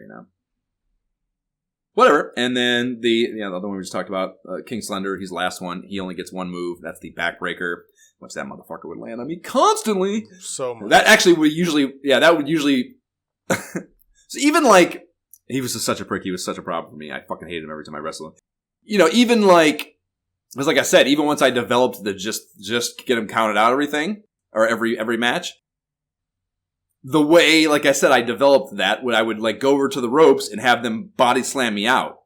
He would never do the body slam. He would do this backbreaker thing, which doesn't, because the suplex takes you out too. Yep. So, so most moves can get you out of the ring. The backbreaker does not. So he would come over, and if I would just let him work me, he would do the backbreaker and not get me out of the fucking ring. And that was the exact opposite of what I wanted to happen. So even more frustrating. Thing. And he doesn't even have to, if you play as him, it's interesting. It's the only move, I think, the only grapple move, I should say, where you don't hit any D-pad action. You just hit A while grappling. So it probably takes all his other moves away, I guess, which sucks, of course, if you're him. But it is a pretty devastating move, I suppose. Yeah. So those are all the wrestlers. And now it's time to do some wrestling. So your meat sack of choice was Starman. What was your logic there? Just that's who you were as a kid, or? I honestly couldn't remember. I cycled through the characters and I looked at them, and none of them really, he was the only one that really stood out to me. Ooh, I kind of, maybe I liked him as a kid. I don't really remember which one stood out besides him. Obviously, I remember the moves being done to me and hated all that. But I did remember his color and some of his moves, or not some of his moves, but his kicks. So I was all right, that's good enough for me. Let's roll. I tried out Hayabusa, and I played, I think, with Giant Panther, and I was kind of meh. Went back to Starman. Okay. Yeah, mine was purely based. I just went through the list of moves and decided which moves I wanted and chose that wrestler. I didn't really none of them. Even the Amazon, whatever, it just didn't matter to me for whatever reason. I did not make the choice based on my thoughts about the wrestler's sprite at all. It was purely based on what moves would I have available to me, and the idea of the Iron Claw and the Headbutt both seemed like they would be fun things to be doing as my finishing moves. So the role play of it was interesting to me. That's why I chose him. Makes sense. So early thoughts, I don't know. The first thing I noticed was I loved that the crowd was cheering when I do the special moves. Like, that was a nice touch to me, you know, like that you're actually, because again, the story world of this is so much of the theatrics of the wrestler performing for the crowd. Like, this is a show. This is not actual athletic competition, you know? So the idea that they would embrace that and like you actually having I wouldn't have expected, I guess, maybe for you to be able to generate individual responses from the crowd. That was not anything I expected to be the case. So that to me was a cool touch, I thought. Yeah. I do like the faces every time you land a kick, like the hair and the hair flying in the eye. Like I like the little, I just like those little animations whenever you land something, you know what I mean? Or even when they're huffing and puffing and sweating. Like I like those little things which they could have overlooked, but they didn't. And they add a little flair each time. Yeah, I agree. Again, especially, I'll probably say it a few times, but particularly within the context of the time and this being so early in the development landscape and knowing the kind of the technical side of it, of how comparably rudimentary the chip technology was in these early carts relative to what they could do later with an MC3 and shit, like, and 5. It's probably pretty technically impressive, I think, comparably speaking to like what you might have seen. Like, you think about Excite Bike. Like, Excite Bike is fun, but there's nothing technically impressive about it whatsoever. Like, there's nothing in Excite Bike where you're like, ooh, that was a nice touch that I didn't expect. There's nothing like that in Excite Bike. Even like the one thing I can think of that's like a hair of personality or whatever, like anything that's outside of just the specific track of like moving your fucking bike along the track, which is the core gameplay, of course. But like when you wreck your bike, he like does that thing where he flies off and you can hit the button and he has to like run back to the track, you know, to get back on your bike. Like, even that is like kind of slow and suck and annoying, you know? So like their effort towards giving it like a little bit of an extracurricular, anything interesting, even that was a fail, I think. So this does a much better job of little cool touches, I think, than a lot of these black box games, for sure. Black box games. See, I texted you after I won my first match, Fighter Hayabusa, and I quickly thought to myself that once I had an understanding of what I was doing and like had read the manual and understood somewhat of the move set, and I wasn't just randomly hitting buttons for the purposes of that, I was having fun. So yeah, whatever I might say in the next however many minutes of talking about this game, like I did have fun, especially early on, much more than I expected. So I will concede that. Okay. About the video game. And it's also a taxing game. After 2 matches, victories, but 2 matches, my D-pad thumb was fucking, I could feel it. This is if you play this game legitimately, you know, and if I look at my match times too, it's funny that this is when I wrote this down, because my first 2 matches were long as fuck. And then none of my other matches after that are like that. My first match is like 2.5 minutes or something, and my second one against Starman is like 3 and 40 or so, like 3 minutes and 40 seconds or something. And I remember thinking like, God damn, this is fucking, I've been playing this forever.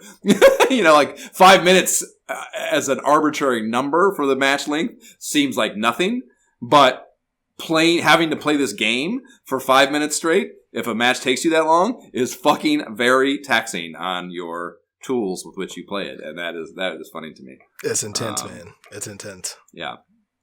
Definitely happily save scumming between matches and coming back. Like, I was not, maybe 2 in a row, but I would never, especially early on when I was like really playing, I would never play multiple matches in a row. I would fucking get through it, save, and fucking walk away. And part of it's also, I was doing that in between work too. That's so fair, that was part of that inclination, but yeah. I was going to say, I definitely played more, once I got into a groove, I was definitely playing more than a couple. You know, there was a couple days where I played like, my original plan, I was like, all right, now that I'm the champion, I was going to do like 3 or whatever, but I ended up playing like 4, 5, like in a row. But it was honestly, oh man, once I got the match especially 5. Especially the title defense. Well, yeah, the title defense, but even getting there, it wasn't until I got the match 5 where since I didn't have the full freaking manual, where I was actually figuring out all the different moves with A, and I was feeling like I was getting good. Like for me, I was actually able to defeat King Slender Like legit. Like it took me 3 off the top rope jumps, several backflip somersault kicks. And there was still only 32 seconds left, but I did it and pinned him. And that was like freaking impressive. But it took until that match, winning the VWA championship, for me to feel like, all right, now I'm feeling good. I feel, I'm having fun. I'm in the groove for real. Yeah, man. Fucking the idea. Because again, like that was I knew that it would be better once I had an understanding, because like just the fucking around with it and not having read the manual, like it is just, even clearly there's not, I've already bitched about how few moves there actually are, really. And if you were dedicating your mind towards just trying to learn what they were by like, okay, I'm going to hit left and A and I'm going to see what happens, and then like I internalized that. Now I know it. Even if you did that and kind of like mentally recorded all the moves, I think without, at least for me, without the visual support of having looked at the manual to like kind of like confirm that's what it was and know for certain that's what that button or that combination of buttons does, it would have still felt random to me, I think. And yeah, I just honestly, I can't imagine trying to play this game without having read the manual. See, I knew it wasn't, and enjoying it at all. It wasn't random though. Like I know it's not random. I just mean it would have felt random because I don't know. Gotcha. I just knew, to your point, it would have been more fun, honestly, to have had the manual with all the moves, because there really are a lot of moves if you obviously don't have a limiting character, and you really, I learned getting to the title that you really have to jump on people from the get-go and get that momentum going, knocking them down. Like, because if you let up at the beginning, especially with the harder characters, you're toast. But if you can jump on them early, landing a bunch of kicks, then you can do all those A moves, the backbreakers and the pile drive. Then it's fun, because then I'm like, all right, now I'm gonna throw you across the ropes. I'm gonna clothesline you. Then I'm gonna jump off the top rope. Then I'm gonna try to do a backflip kick on you. Like it was fun at that point. But then to stack the moves, it's interesting to hear you say that, because I don't ever feel like I got there. So that's probably part of mine. Yeah. So I would have been curious to know, if you hadn't said that. I would have wanted to kind of know the math. I still want to know the math, because that's me. But like, yeah, I don't feel like you use the word momentum. That's a great word for it. Of like, I don't know if I ever felt like there was a momentum in the decline of available stamina that might have prevented a opponent from being pinned. Like I feel like there's, which there should be, of course, like a back and forth to it. I felt like there was always a volley. I never felt like I was on a run. You know what I mean? Like, because you can't, when you pick them up, that was the biggest problem, actually. When you pick them up, they have to be really fucking gassed to not immediately kick you. You know what I mean? So, like, every time I would pick them up, I would have to take a step away to not get kicked in the fucking face. I guess that was the thing. I knew that I needed to beat them down to a certain level before even trying them. So there was only like literally probably twice the whole time that I tried to do a move and like, I couldn't, because I tried it too early. Oh man, that is... Because I just relied so much on kicks and body slams, and I'm going to throw you across the rope, the hammer throw. I just did so much of that until they were finally like, and then to me, the tell was when they were gassed, if I could hit them with one punch and they would fall, and I'm like, okay, now I can do moves. That to me was the tell. Now I'm going to try to do suplexes and brain breakers or whatever it's called, those kind of things. I was never able to discern a tell that I felt confident in. And I also felt like the hammer throws, like the rope stuff was too unreliable. Oh yeah, it was huge misses. Misses often. It was, Right. And because so then you would still have to beat them down also to even do that. Because you'd throw them and they would just stop and move away. So it's like, so you gotta, or do the duck thing. Yeah. I didn't feel like that was, so to me, like I felt like the only thing I could do that was like a reliable strategy was trying to land my special moves and or a body slam and then go into the top turnbuckle. And like, even like, obviously the top turnbuckle thing doesn't work, and you gotta have self-control. You can't just like, you want, as you're climbing those ropes to be hitting the A already. Like, I'm jumping as fast as possible. But if you do that, you're going to miss probably half the time because they're going to get up and, so like, you got to be kind of patient and like, obviously you're wasting time then too, though it sucks. There certainly is. They do a good job of imposing that economy on you, I suppose. But yeah, just all of it kind of ended in my takeaway being like, I don't have a winning strategy. I'm not actually really making progress on whatever this, unseen stamina pool that they're working with is. And in turn, it felt kind of random and not good, That was kind of my takeaway of all of it. Even if I would, when it went well, yeah, it feels fun. But like, I didn't know how to do that, especially with the more advanced wrestlers in a strategic. Yeah. I see the roadmap way, you know what I mean? Yeah. That, great. It's like opinion. the more, I would agree with that because the more advanced wrestlers, it just got to the point where I'm just trying to land kicks. I'm trying to soften you up. But they're so adept at moving in and out. It's like, what are we doing? Like, this is not, like, that's not a fun... Right. I understand that was their way of turning out the difficulty, and it definitely turned out the difficulty. It just made it less fun to do that because then they got me most of the time. Yeah, it's just, it's the problem with old Nintendo games, period, or Nintendo games maybe in general, not even old ones, whether old or new. The only way it's like Tecmo. It's the only way it gets harder is they just change the math, the numbers, the stats, and like that doesn't.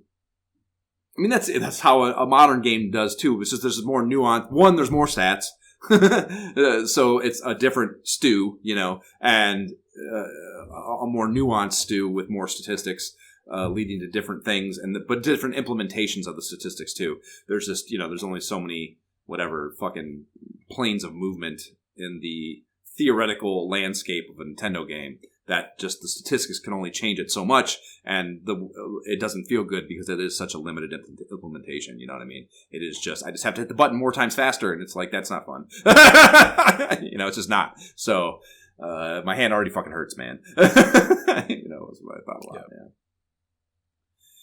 So the goal is to pin them or get them counted out. If you accomplish that with any wrestler first or otherwise, everything flashes, and then the match 1 ditty plays. Then you cut to a black card with the match results data and your updated ranking, and this is where you see the most fun thing in the game, probably. You see your wrestler sprite. He raises his hands after a beat to celebrate the victory, and above him, your updated ranking reads, rank number 4 or whatever, and then below him, it reads, "A winner is you," and this is the iconic fucking piece of copy from this video game, and I am a winner. Nintendo Black Box video game, I am. You're right.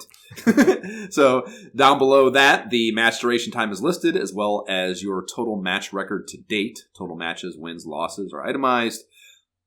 There's no, it doesn't, whatever. I just can't picture kids accruing a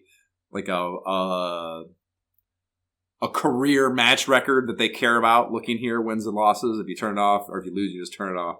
But whatever, try it.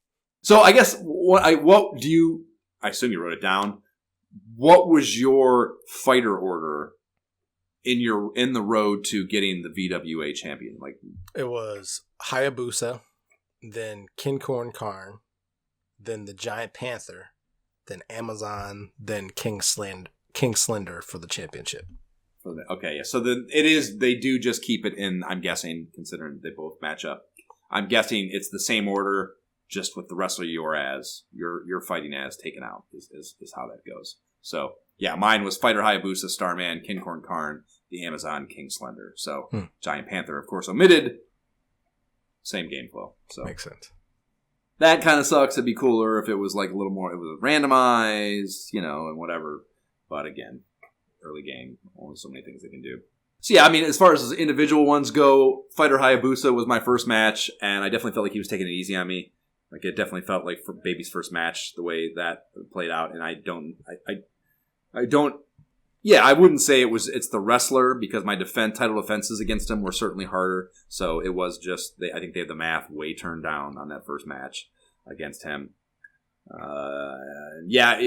Hard to pick out his special move, so I'm not even sure if he did. So I agree. I didn't write down that I noticed that in fighting him. And also, well, it wasn't a fast match, actually. Like I said, it was like 2.5 minutes, so it's not that I got through it quickly and wouldn't have seen it, but I don't remember remarking that I got kicked by the special thing. With Starman, his are so discernible that I definitely noticed getting fucking somersault kicked and shit, and I felt that in my bones for sure. Yeah, buddy. So yeah, Starman has a very identifiable set of moves, and when he lands them on you, you know it.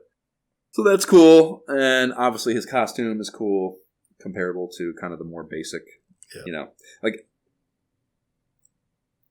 Fighter Hayabusa is the most of it, of course, but like a lot of them, there's only 5, 6, whatever. There's not a ton of them, but they all, other than the Amazon and Starman, because they're wearing costumes. Or I don't know, the Amazon feels like it's not a costume, but it's like it's that whatever, it's his beam. He's like Blanca, a creature. Right. But they again, Fighter Hayabusa the most so, but they feel like the guys on the Saturday morning thing, the fucking just not, they don't even have a name, they're just dudes, and that's something I don't know enough of the history about. Like, I feel like, clearly that's where the 1, 2, 3 kid came from. I remember that storyline, one of the few like visceral storylines I remember specifically. But clearly that was like the proving ground for what would become actual wrestlers. They would like go out there as just Dave Thomas or whatever. And can you be interesting and acrobatic enough to warrant us wanting to spend time and money to develop you as a persona, So I get that. But that's how Fighter Hayabusa for sure, and even Giant Panther and kind of King Slender too. That is a cool name. So is Giant Panther, I guess. But like the sprite, I guess, is all I'm talking about. It just felt like one of those generic wrestlers, Starman was cool to me in that regard too. That it felt like a wrestler. He stood out with a persona, right? So yeah, that Kincorn Karn was my third. I wrote that he loves that Mongolian chop. He does that shit constantly, like literally nonstop. I mean, I guess because it is like his basic. That's why it felt that way, because he can't do anything else. It's like half his like basic moveset. But it was like noticeable to me that like, god damn, he is just doing a special move over and over and over again. Yeah. Every time he gets up, he tries it. Basically. Yeah, I'm like, dude, what are you doing? Like, I'm gonna just keep moving out of the way, kicking you in the face, like. Yeah. And by this, 3 matches in is when I start to get like that game loop of Iron Claw, top turnbuckle, Iron Claw, top turnbuckle, then hammer throw clothesline, top turnbuckle, or sorry, fucking pin attempt rather. So yeah, I got into that loop by match 3. Match 4 was a fun role play to me because against the Amazon, because like knowing he was your arch nemesis, there was like again, just trying to find meaning in my actions here. I felt like I was like Apollo Creed of avenging a fallen brother kind of thing. Fighting the Amazon, like having like an existing relationship with you, gave me something like an impetus to care more so than maybe, especially coming off Kincorn Karn, which is probably the most boring of the wrestlers, both in move set, the way they behave, and maybe also their just persona, Yeah. I think when I got to the Amazon, I had lost to the Giant Panther so many times before taking him down. And I got him. He was the first one I beat in match 3 with the ring out. So on the Amazon, I was like in the back of my mind, I was like, if we go outside the ring, we're just going to fight outside the ring and see what happens. That's exactly what happened. So we were battling. I think I threw him outside the ring, and I was like, oh yeah, now we're out. And I was able to win that way. So I was like, woo, F you, man. I'm done. Done, Amazon. I was very stoked. I hadn't had the satisfaction of, clearly it's easier, a outside the ring win yet. I had not learned, because I would learn, to me, like I said, the way to make that work is you learn, because it's probably the easiest thing you can execute is the whip, the hammer throw, basically. Mm-hmm. So, like, whipping him into either the ring or the barricades is the easiest thing to do to get him down. Mm-hmm. And, it's basically like 4 or 5 of those. And, like, I would, like, get all the way up. Like, the second, whether, like, it was always me getting thrown out. So, whether they would jump on me or they would come outside the ring normally or however they would get out there, I would just walk all the way up to the top immediately and weight them. One, that kills time. Two, it gets you at the top so you have more room to work with to just hammer throw them back and forth as they get up. And then around 15 or 16, you're scrambling back to the fucking bottom of the ring because you can only climb back in through the bottom. You can't get through the sides. So, yeah, that learning that hammer throw was the way to make that work outside the ring was that took me quite a while. So, I didn't even well, actually, for the title belt, that's how I got King Slender down. Was the first. Oh, time really? I made Okay. that work. Okay. Yeah. Yeah. Yeah, dude. He brain busted my ass out of the ring at one point, and then did the running flying body smash over the ropes onto the concrete. And like it was just like, to me, it was the first time I saw those things. It's like in combination, and I was like, I got to tip my hat. That was like a dope ass fucking sequence of moves for sure. Yeah. Yeah. But yeah, I got him counted out, and that felt Nice. fucking great because it took me a shit ton of attempts just even for that first VWA championship, and then like it's way worse in the title defense against him, but I for sure felt it the difficulty spike to get the title belt. What was you said you had trouble with him as well, King Slender, or no? Actually, this time, like, he would be harder later, but this time I actually did well against him. Like, we fought the whole bout, 32 seconds left. I beat him. But I was able to, it feels like later. As a pin? What's that? Yeah, with a pin. As a pin? I 3 off the top jump ropes, several somersault kicks, just me up there, like somersault off the top rope, somersault off the top rope, hammer throw, just trying that over and over, and I finally got him down with 32 seconds left. But it was a battle, man. Like this is the match where I was getting the different A moves. So I was like brain buster and DDT, like the different things, and I was feeling good. So it just happened to work out and come together against him. Yeah. So yeah, I mean that's kind of case in point. That's why I had no hope, probably, because I wasn't able to find that continuity, and clearly, even with that continuity, it's taking you 4.5 minutes of fighting him, So he would just fucking dog sport my ass. I was not getting nowhere with him. I felt like, yeah. Well, you win. Once you take him down, you get the champion theme.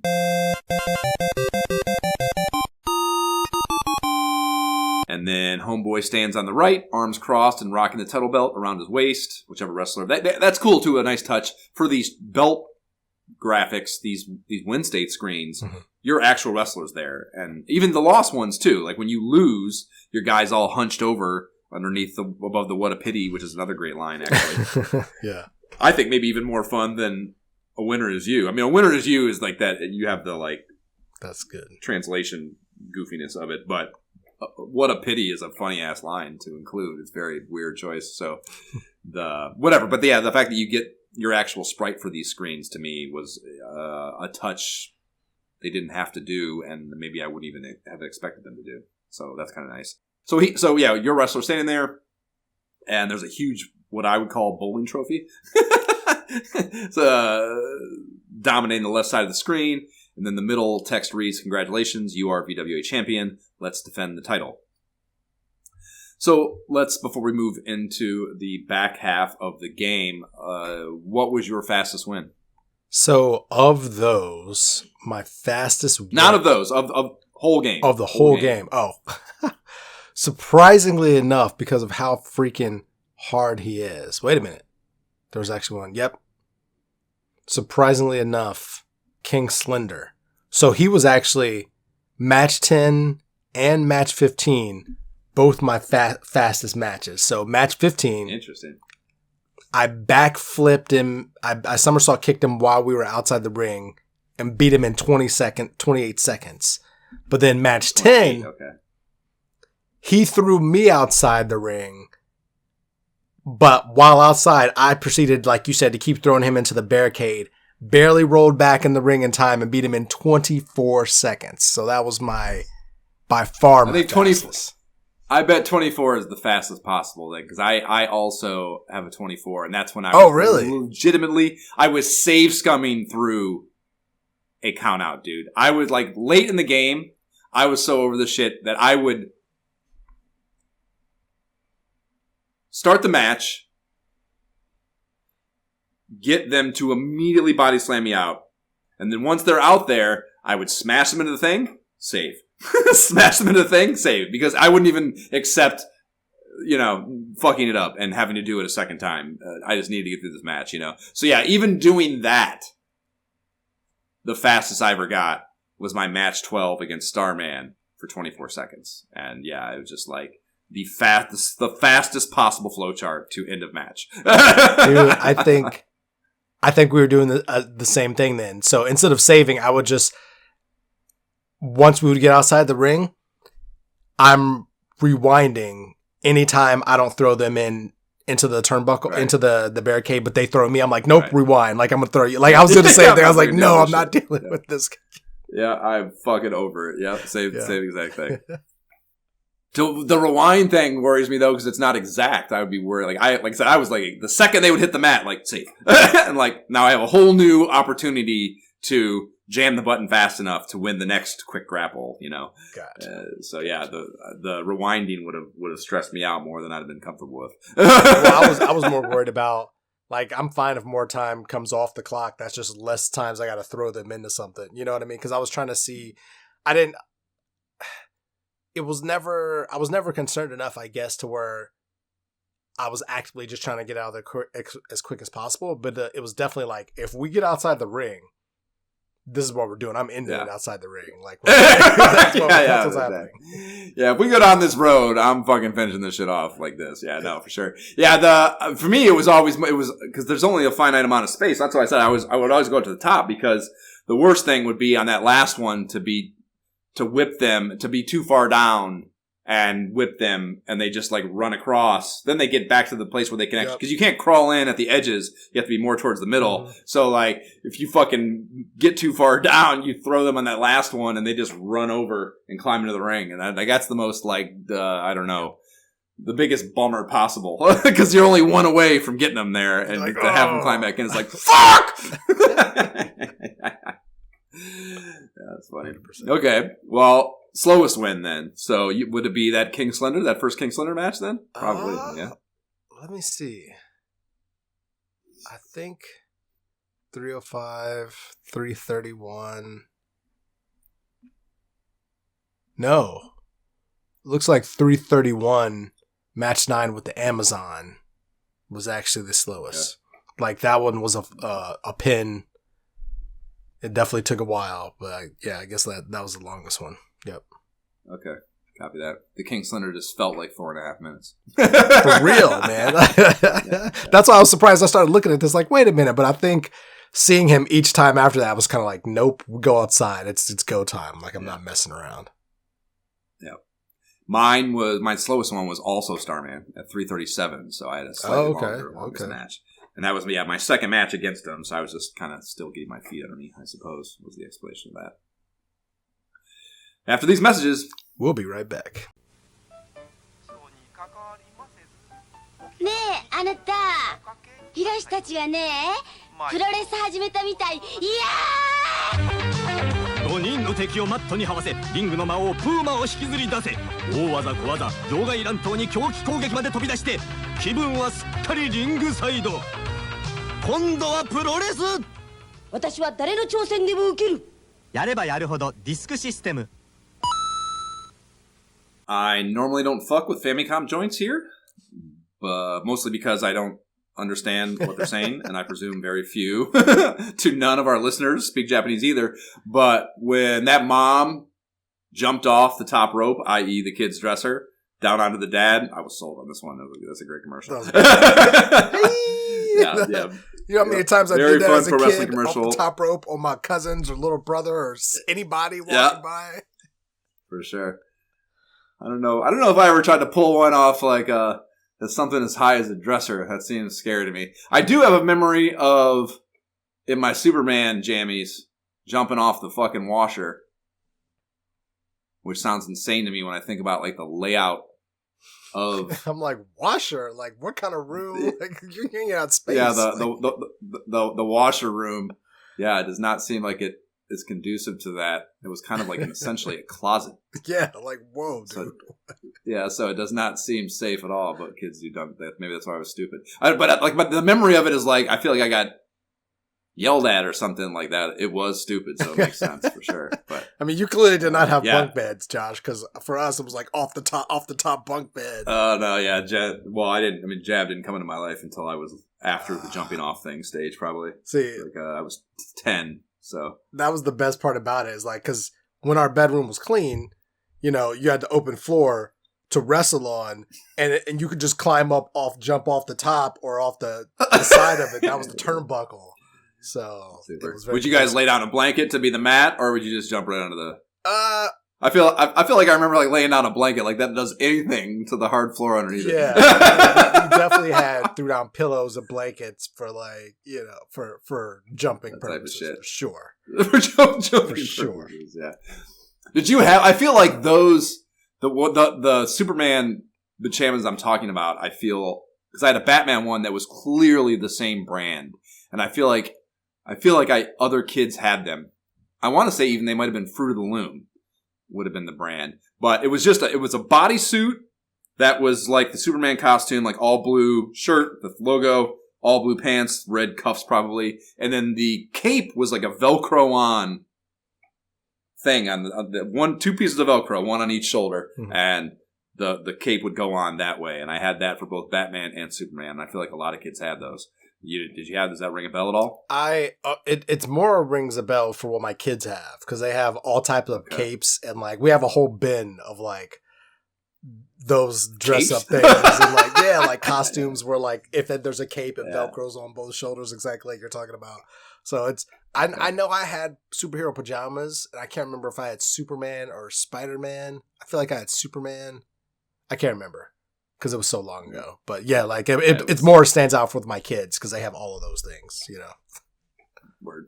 Yeah, I mean, the only reason that I remember them at all is because, again, they were like, I could tell, like my little child idiot brain could tell they were the same brand. It was like the same manufacturing, whatever. They were the exact same. They had the same Velcro, like I said, they worked the same. So to me, that was significant for some reason as a kid that I could tell that they were like the same thing, just different superhero.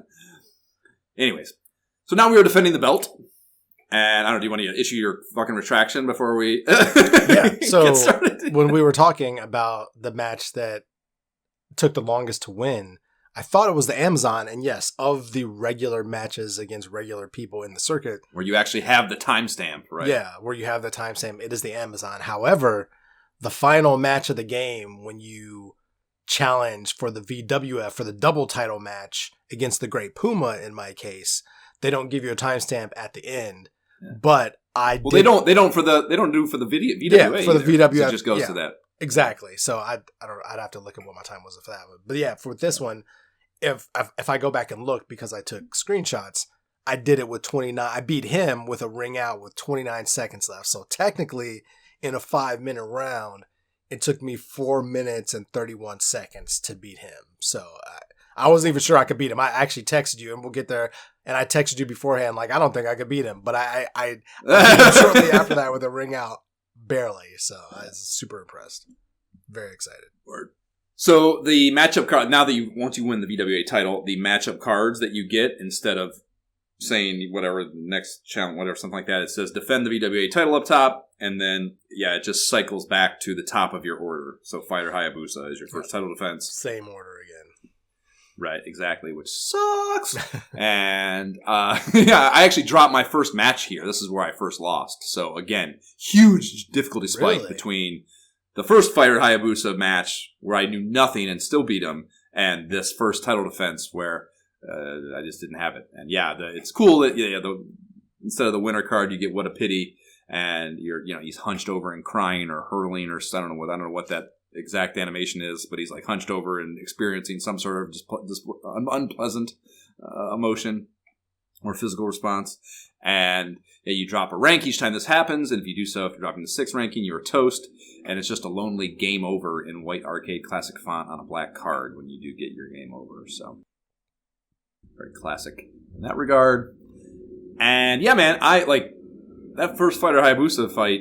He was fucking my shit up, man. I noticed a significant uptick in AI behavior going into the title defenses than the initial run to the VWA belt. So, I had to load a few times and then resort to a 20 count deal here. basically, to get even this first title defense win under my belt. Har har. I think it felt to me, and I think the results kind of prove it out, at least in my case. I felt to me like since you cycle through the fighters twice now to defend your title, that each time they're harder, but only relative to each fighter. So like if on a scale of 1 to 10, difficulty, Hayabusa's a 4, like when you defend your title against him, he'll be a 5. And then the next time a 6. You know, if the Amazon starts at a 7, he'll be at an 8, then a 9. Like that's kind of felt to me. So, but at the same time, I changed strategy. So like I actually in the first time here defending your title against him, I beat him a minute faster than before because I was in my groove, like I said, the match before this. So I was like coming in like, all right, I'm jumping on you. I'm not letting you get a chance to get on me first and get the momentum and like me having to be struggling and have you punching me. Because I think that happened the second time I rematched him where I was just kind of lackadaisical, came in and then he beat me. So I was like, this is nonsense. So I started over again and beat him in a minute 22 by ring out. Because I was like, I'm not letting up on you at all, kind of a thing. But others were definitely harder than him, for sure. It just, the idea that you were able to find logic in it, even if only perceivedly and not in reality, to me, is just so different than my experience. I just felt like, it was. I mean, I guess there was logic in the sense that it was discernibly harder, but like, I wouldn't say. And I don't even know in the first 6 if I would say that I felt like they got progressively harder.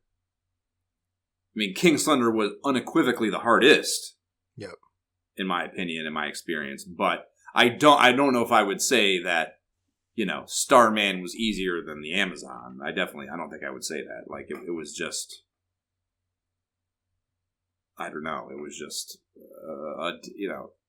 I almost want to say this is to its credit, that each wrestler, like because like my perception, I haven't mentioned this yet, but like in my perception, I think the reason that King Slender was so hard for me was because my strategy was what I described it as get a few special moves in, then move to the top rope and land on him. And I felt like King Slender's had a natural predisposition to roll out of the turnbuckle moves more frequently / easier. So I felt like his natural whatever skill set or the thing he was good at in that had a natural strategy advantage to what my preferred mode of or developed mode of attack was. And I thought that cool that like each wrestler could have a different enough AI set or a different enough skill set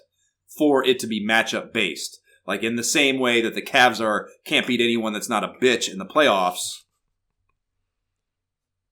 but can beat soft teams, with just points and no defense or not good enough defense or not enough physicality, I should say, not defense.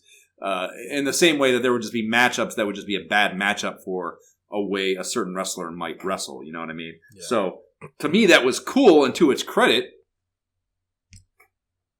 but it did take away the idea that the order of the wrestlers made them harder in any like linear way. That makes sense. Yeah, I didn't even think of it like that. I just kind of looked at it naturally. Like once we got the match 11 and I was fighter Hayabusa again, I just assumed he was going to be a bitch again. And you know what I mean? And I don't even know. And again, I don't know that he was discernibly harder because that time it took me a minute less beating him. Like I just ring out at him and I was done because I was like, whatever, you're done. And so I don't know. But at that point in the back half, then I was just like, we're going ring out. Like, what are we doing here? Yeah. I mean, yeah, that's actually the exact thing written in my notes here next is, what else is there to say about this title defense sequence? It's just the same shit over and over and over again. Yeah, literally from match 11 on, it's ring outs from match 11 on. Really? I wasn't quite there yet, but I was fucking close, man. And yeah, I would say by maybe match 13. I was definitely, and I would actually, the easiest way to discern this is to actually look at the match times probably, and I can tell you exactly where my click over happened, and that would have been what here we got. So yeah, like, I mean, it's quick enough to just blow through them. So I'm getting into my title defense goes 137 against Fighter Hayabusa, 253 against Starman, then 105 against Kincorn Karn, 109 against the Amazon, 49 seconds. So yeah, I'm already. I would say by probably King Slender. That's probably I was like, fuck this. Yeah. I would say by match 10 here, I am just doing countouts basically. King Slender's 49 seconds. My second Fighter Hayabusa is 1:38. Starman's 24. Kincorn Karn's 32. Oh, see, yours are so much. Or sorry, Kincorn Karn is 27. The Amazon is 32, and then I'm straight to Great Puma from there. Wow. See, you were exclusively. I was still battling, so I still had like 3 minute 5 seconds, 2 minutes 40. I was still battling, and my philosophy was if we go outside, that's where it's going down. You know what I mean? I was possuming, like I said, dude, immediately. Because, like, yeah, I had like 2 instances of that where, like, I let my initial strategy, I don't know, just like, again, trying to find meaning and story and the way I was playing the game. Like, I developed, like, once I started my title events, I would say those first run there before I switched over just trying to get thrown out. Like, I would start each match with running, and like they 9 times out of 10 just move out of the way and like totally avoid the situation. And to me, that was like a really fun, actually character based choice where, you know, like the Ultimate Warrior idea where they just start every match on fire, you know, like even if it's like reckless and like not really getting anything done, just starting it on fire anyways, just for like the theatrics of it is kind of what I role played that. Right. Yeah. That's how, even though like there was no chance I was going to be able to land anything because like I said, they move out of the way. Yeah. So that's how I started the matches until I started doing that. And then once I switched over to what I already described as the possum theory, like I'm literally just like back up and get up into the corner so they'll throw me out and then I can do this thing. So yeah, I had like a very story-based, character-based fucking approach to the start of every match in my title defense run. Diametrically opposed ideas. Nice. Which was funny to me. Okay, well, yeah, man, it's just not, I don't know, man. It's just not that fucking interesting. It really wasn't. Yeah, I'm looking at my notes, and it's like match 13 is when I was legit against Giant Panther. I'm legit, like, I'm totally cheesing the ring out here. I hate this dude. And then after that, it's just kind of the same, like, I'm fighting when I get a ring out, great. And then the only real drama is getting to match 16. Right? Like, right. Well, it's 15 for me, right? No, it's Are match you sure 16. It's definitely match 16 because I wrote them all down and I realized I had to add an extra one in there. Unless my numbering is off. Like, let me look. So because match 1, 2, 3, 4, 5. There's 5. Yeah, there's 6 wrestlers total. So you only do 5 matches per. So. And then on the back half, Hayabusa, Starman, Kincorn Karn, Amazon Slender. That's my first 5. That makes sense. Then I got Hayabusa, Starman, Kincorn Karn, Amazon Slender again to 10. And then the challenge. Okay, you're right. I'm sorry. You're right. I miswrote these down. You're right. Yeah. Okay. Word. So yeah, the thing I wrote down about that is like it comes out of fucking nowhere. There's no challenge card to it. It's just the match just starts. And like I hated that. I hated that they didn't give me sprite art. A sprite art avatar of Grey Puma. Oh, you know, yeah. like it just says challenge double title. Yeah. Well, yeah, it does. Yeah, exactly. There's no visual to it at all. So I hated that. But yeah, battling him, it's cool, I guess, that his whole thing is he can do every single special move in the game. So he's essentially always doing special moves. And like, really, now that we've talked about it a bunch, that pisses me off. Because that means he can, basically his controller has more buttons is really what that means, you know. And that pisses me off, actually, that he gets to break the system. And he definitely does them all on you, all of them. He does, yeah. The first time he fucking got my ass with an iron claw, like my own move, you know. Like, that was especially emasculating to me. Right? It was funny to me how I felt that harder than the other moves. It was interesting to me. Rude. Yeah.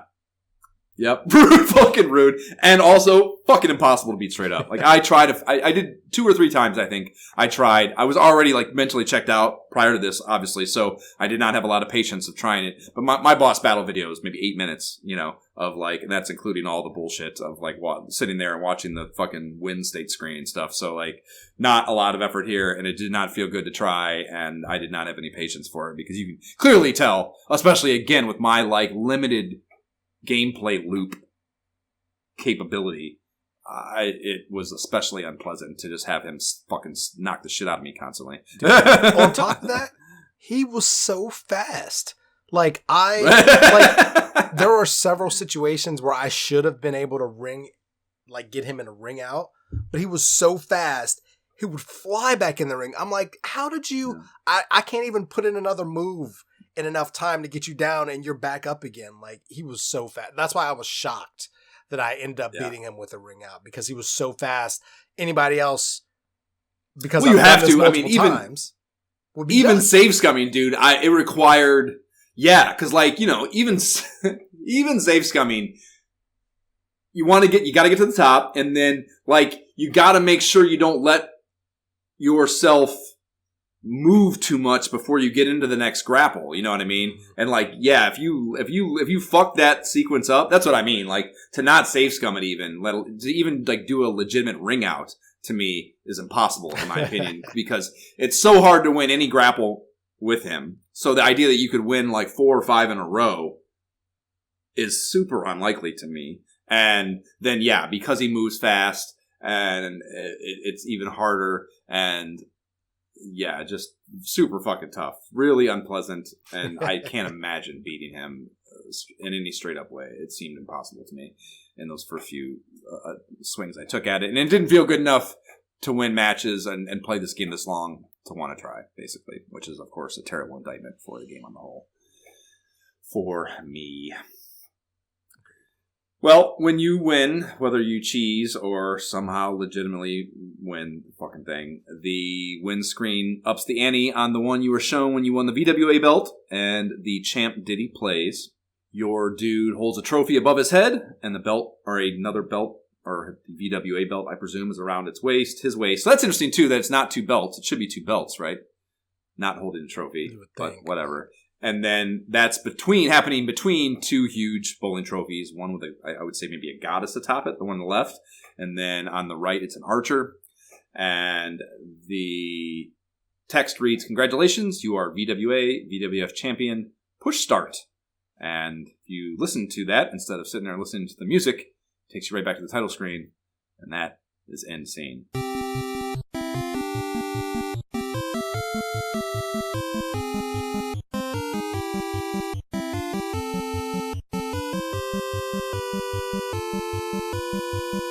That is the ending theme, bringing us into our ending. However, I also have to issue another correction, Josh. Looking back at this screen, this is not your own correction. This is correcting me. This is corrected. This is correction. Yes, it does appear, in addition to both of the 2 trophies, when you win, you do have two belts, one around your waist and holding the other one above your head, as you're. I still purport that it looked like a trophy to me, and that's why I wrote that down. Your theory that the star is the same star that's on the mat, well, we didn't mention that, but in the Great Puma fight, the logo on the mat does change. It's the only time the ring or anything in the gameplay screen changes the whole game. Mm-hmm. When I initially was just noting up that part of the game, I made a comment in my notes about how nothing changed even for the title match, and that pissed me off. And then later on, as I was screenshotting things from the Grey Puma fight, I realized that it does say VWA and VWF in the logo on the middle of the mat. So, good for them that they fucking made it a little different, even if tough to discern. But the VWF logo does have the star, and that would make sense that he would be holding that. That is a star on the belt. But to me, that just looked like a fucking cacophony of pixels that was, to me, a trophy. But I hear you on thinking it's a I'm like, as in the typical fashion that I do, trying to figure out why they would do this like this. When you think of trophies, you don't think of wrestling. They probably honestly just made the screen, both now and with just the one championship of just you with the belt, and it was kind of like, it's kind of blank. Boring. Yeah, we can throw a trophy up there, you know what I mean? Like, throw up the screen.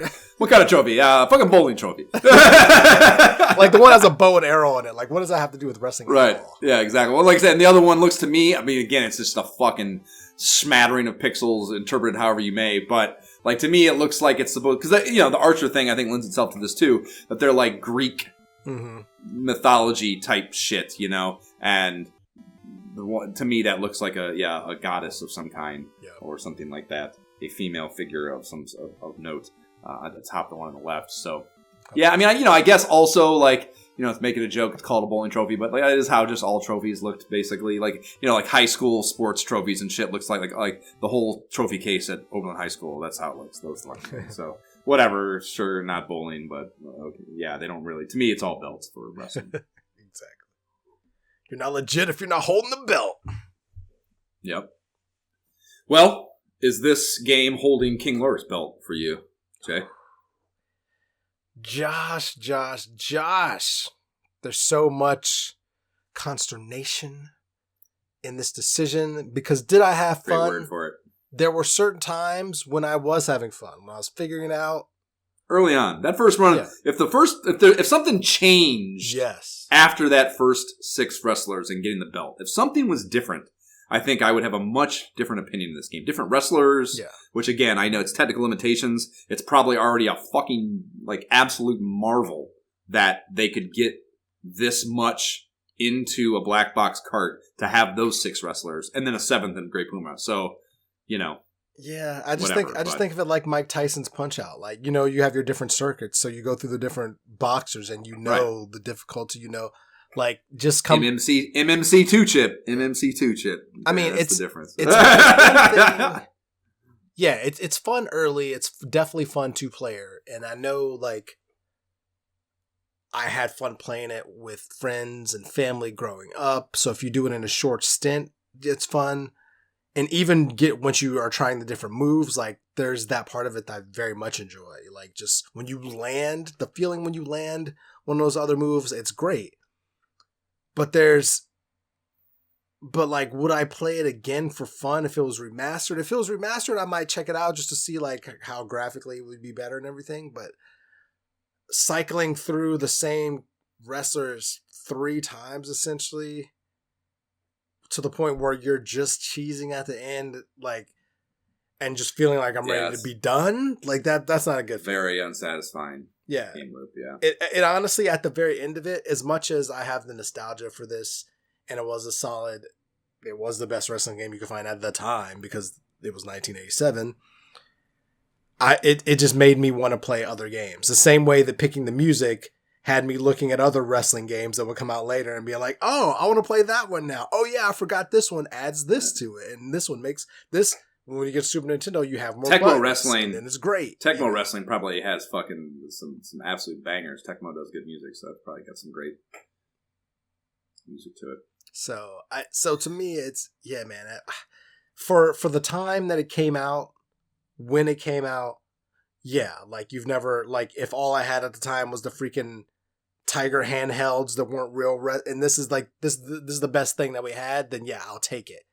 But right now, like, it doesn't hold up to the blessing. Like, what's our standard? Is our standard the blessing at the time, or is it holding up right now? Because if it's holding up right now, you're gonna find and play other things for sure.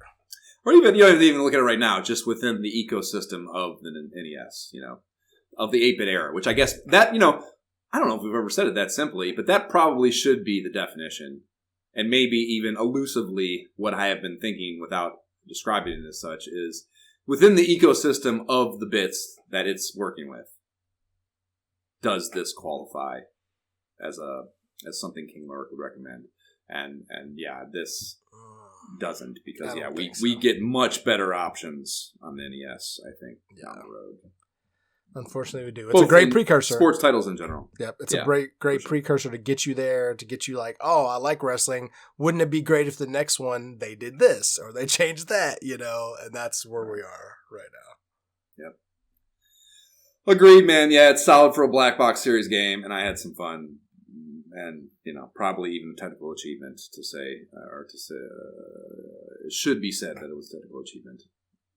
487, but no. Definitely not. The Great Puma boss, the final boss was hard for sure, no doubt, but in a completely not fun, redundant feeling way. Not like I feel like, I need to develop a strategy here and like get good at that strategy. Yeah. It's not that at all. It's just you got to hit the buttons faster and get lucky if you're outside the ring. Right. Yep. Yeah, I had just no interest clearly of engaging the entire last round of guys, and it's just that. I guess it's a little bit of a robbery that we haven't done if we get off here and we do it. It couldn't possibly, there's just no way it'll change. No matter how much fun I have doing that, there's no way it'll change my opinion of the game on the whole. But yeah, like the one player story mode and game loop is just so lacking to me that there's just no fucking way I can give it the blessing. Yeah, I could see if you're playing with your cousins or something like I would, and like you're just, all right, it's me versus you. Once I win, now it's me versus you, and you're just cycling through like you would like playing Street Fighter. Okay. Right. Even then, man, I bet my hypothesis is even that gets old because it is still limited. It's still these 6 wrestlers, and there's not enough in what you can do and how it and how it affects gameplay. Like, yes, sure, if you pick a wrestler that has 4 moves on the A button, like you get different moves, but is there really it's not like you defend those in a different way. You know what I mean? It's not like there's actually a rock, paper, scissors thing happening here, a Rochambeau thing where you have to choose the thing, or like in Tecmo Bowl, like that's one of the things about Tecmo Bowl that's like it seems totally game breaking and not realistic, but what it is if you have if this dipshit you're playing with wants to spam a play, you can fucking totally wreck that shit. You know what I mean? With the exception of those crossing routes that are fucking broken. But like the run play, you can't just fucking pick that one fucking Bo Jackson play every time. Even Bo Jackson will get stunned if you pick that play also every time as a defender. So, there's nothing like that would make the head-to-head aspect of it and knowing your opponent and getting to know your opponent more interesting than playing the computer. They're still just kind of just random who's hitting the button faster, and that's not. I don't expect that to feel good either. In any large sample size, like sure, play a match, you're with your buddy, and like you can talk shit, but like how many matches? Like I don't care. Like the most ardent pro wrestling enthusiasts in the world, how many matches can they play in a row against each other? I can't imagine it's many. I just can't imagine it's many. So, yeah, even that I don't expect to change my opinion here too much, but I suppose, concede that we haven't played the 2-player version yet. And yeah, I mean, the last thing I would say about it is like, I don't want to knock it too much because of how early it is, but like the music's limited, the visuals are limited. Like it's again, like, yes, if you only look at it in a black box sense, pretty good. But within the ecosystem of the Nintendo, it gets so much better. And for that reason, too, it's not like it's any sort of, it's going to move the needle enough to even consider it in that regard either. So just in so many ways, yeah, there's just not enough there to consider it as a blessing game, even having a little bit of fun here and there early on in the experience. So, yeah. That is that, I think, for pro wrestling and our first Black Box Series title. So, regardless of the fact that we're talking about a no blessing game, we would like to thank Sir Matt Goul for your kind donation to the AbleGamers Foundation and shepherding us through this retro gaming experience. Woo. And next up, we will finally get back to our non-subsidized timeline with the game app we settled on out of the official Nintendo Players Strategy Guide, or Nintendo Players Guide. Official Nintendo Players Guide is the actual name of it for the third attempt. And that game was Kid Icarus. And after we played that, which could also be its own trying experience, I expect, then we turn our attentions to Nintendo Power 24, which is the May 91 issue in our MAG timeline. So Looking forward to that. Kid Icarus is certainly one that's, I think, been on our kind of like, man. We should check this out and know more about it list for a long time. So I, even if frustrated at times, I think there'll be something about that is at least worth talking about it. If not, also worth experiencing. I feel slightly intimidated. Subscribe to the pod. Yes, for sure. I don't expect that I'll even try until I get back to LA after the 13th, just because I expect it to be an undertaking. For sure. Hopefully, I get back to LA on the 13th. Never know with movies, and certainly this one in particular. Subscribe to the pod on the platform provided by whatever dumbass company that stirs up your pottery. Please rate and leave positive shit for that pod on the podcast platform of choice that you do use, or any other for that matter. The website is nyehentertainment.com/ISOH pod. You can email us directly with your AbleGamers receipt to make us play another game that maybe we don't like enough to play on our own accord at isohpodcast@gmail.com. Follow the pod on Facebook and our Instagram. Link to the YouTube gameplay videos playlist is in our show notes. There's the ISOH subreddit if you want to get down with us on there. We do not have a Patreon, but again, if you like giving money to things podcasters tell you to, we would like to do so in our direction. The AbleGamers Foundation creates custom gaming rigs for gamers with disabilities. That is cool as fuck. T-shirts are on the web. AbleGamers.org is where you can find them. And then T-shirts on the website. They're dope. Proceeds on those at the pod expenses go to AbleGamers. I'm wearing our most OG basic one right now. Jay, what are your socials? What's your blue sky? Don't have one of those yet, but Gentleman JB without the second E is my gamer tag. Probably going to be doing a lot more streaming on Twitch of College Football 26. I mean, just as part of the Dynasties, I've been streaming 25, but it's always just part of the league requirements. But I'm probably going to be doing that and just being much more active with that just for funsies and just because it's something fun to do. But either way, hit me up. Got a Discord now, too. That's where we're... I mean, I've had Discord for years because we've always had it with really all the guild. I don't want anyone pinging me on Discord either. We're just using it as a solution here. And we're not even sure we like it. Maybe we'll go back to Teams for the video aspect of this. I do feel like maybe it was a little better. I definitely noticed a delay still, but maybe it's just because we've gotten used to having a delay. We're a little better at it, but it felt a little less stepping on each other here. Who knows? I'll find out in the edit for sure.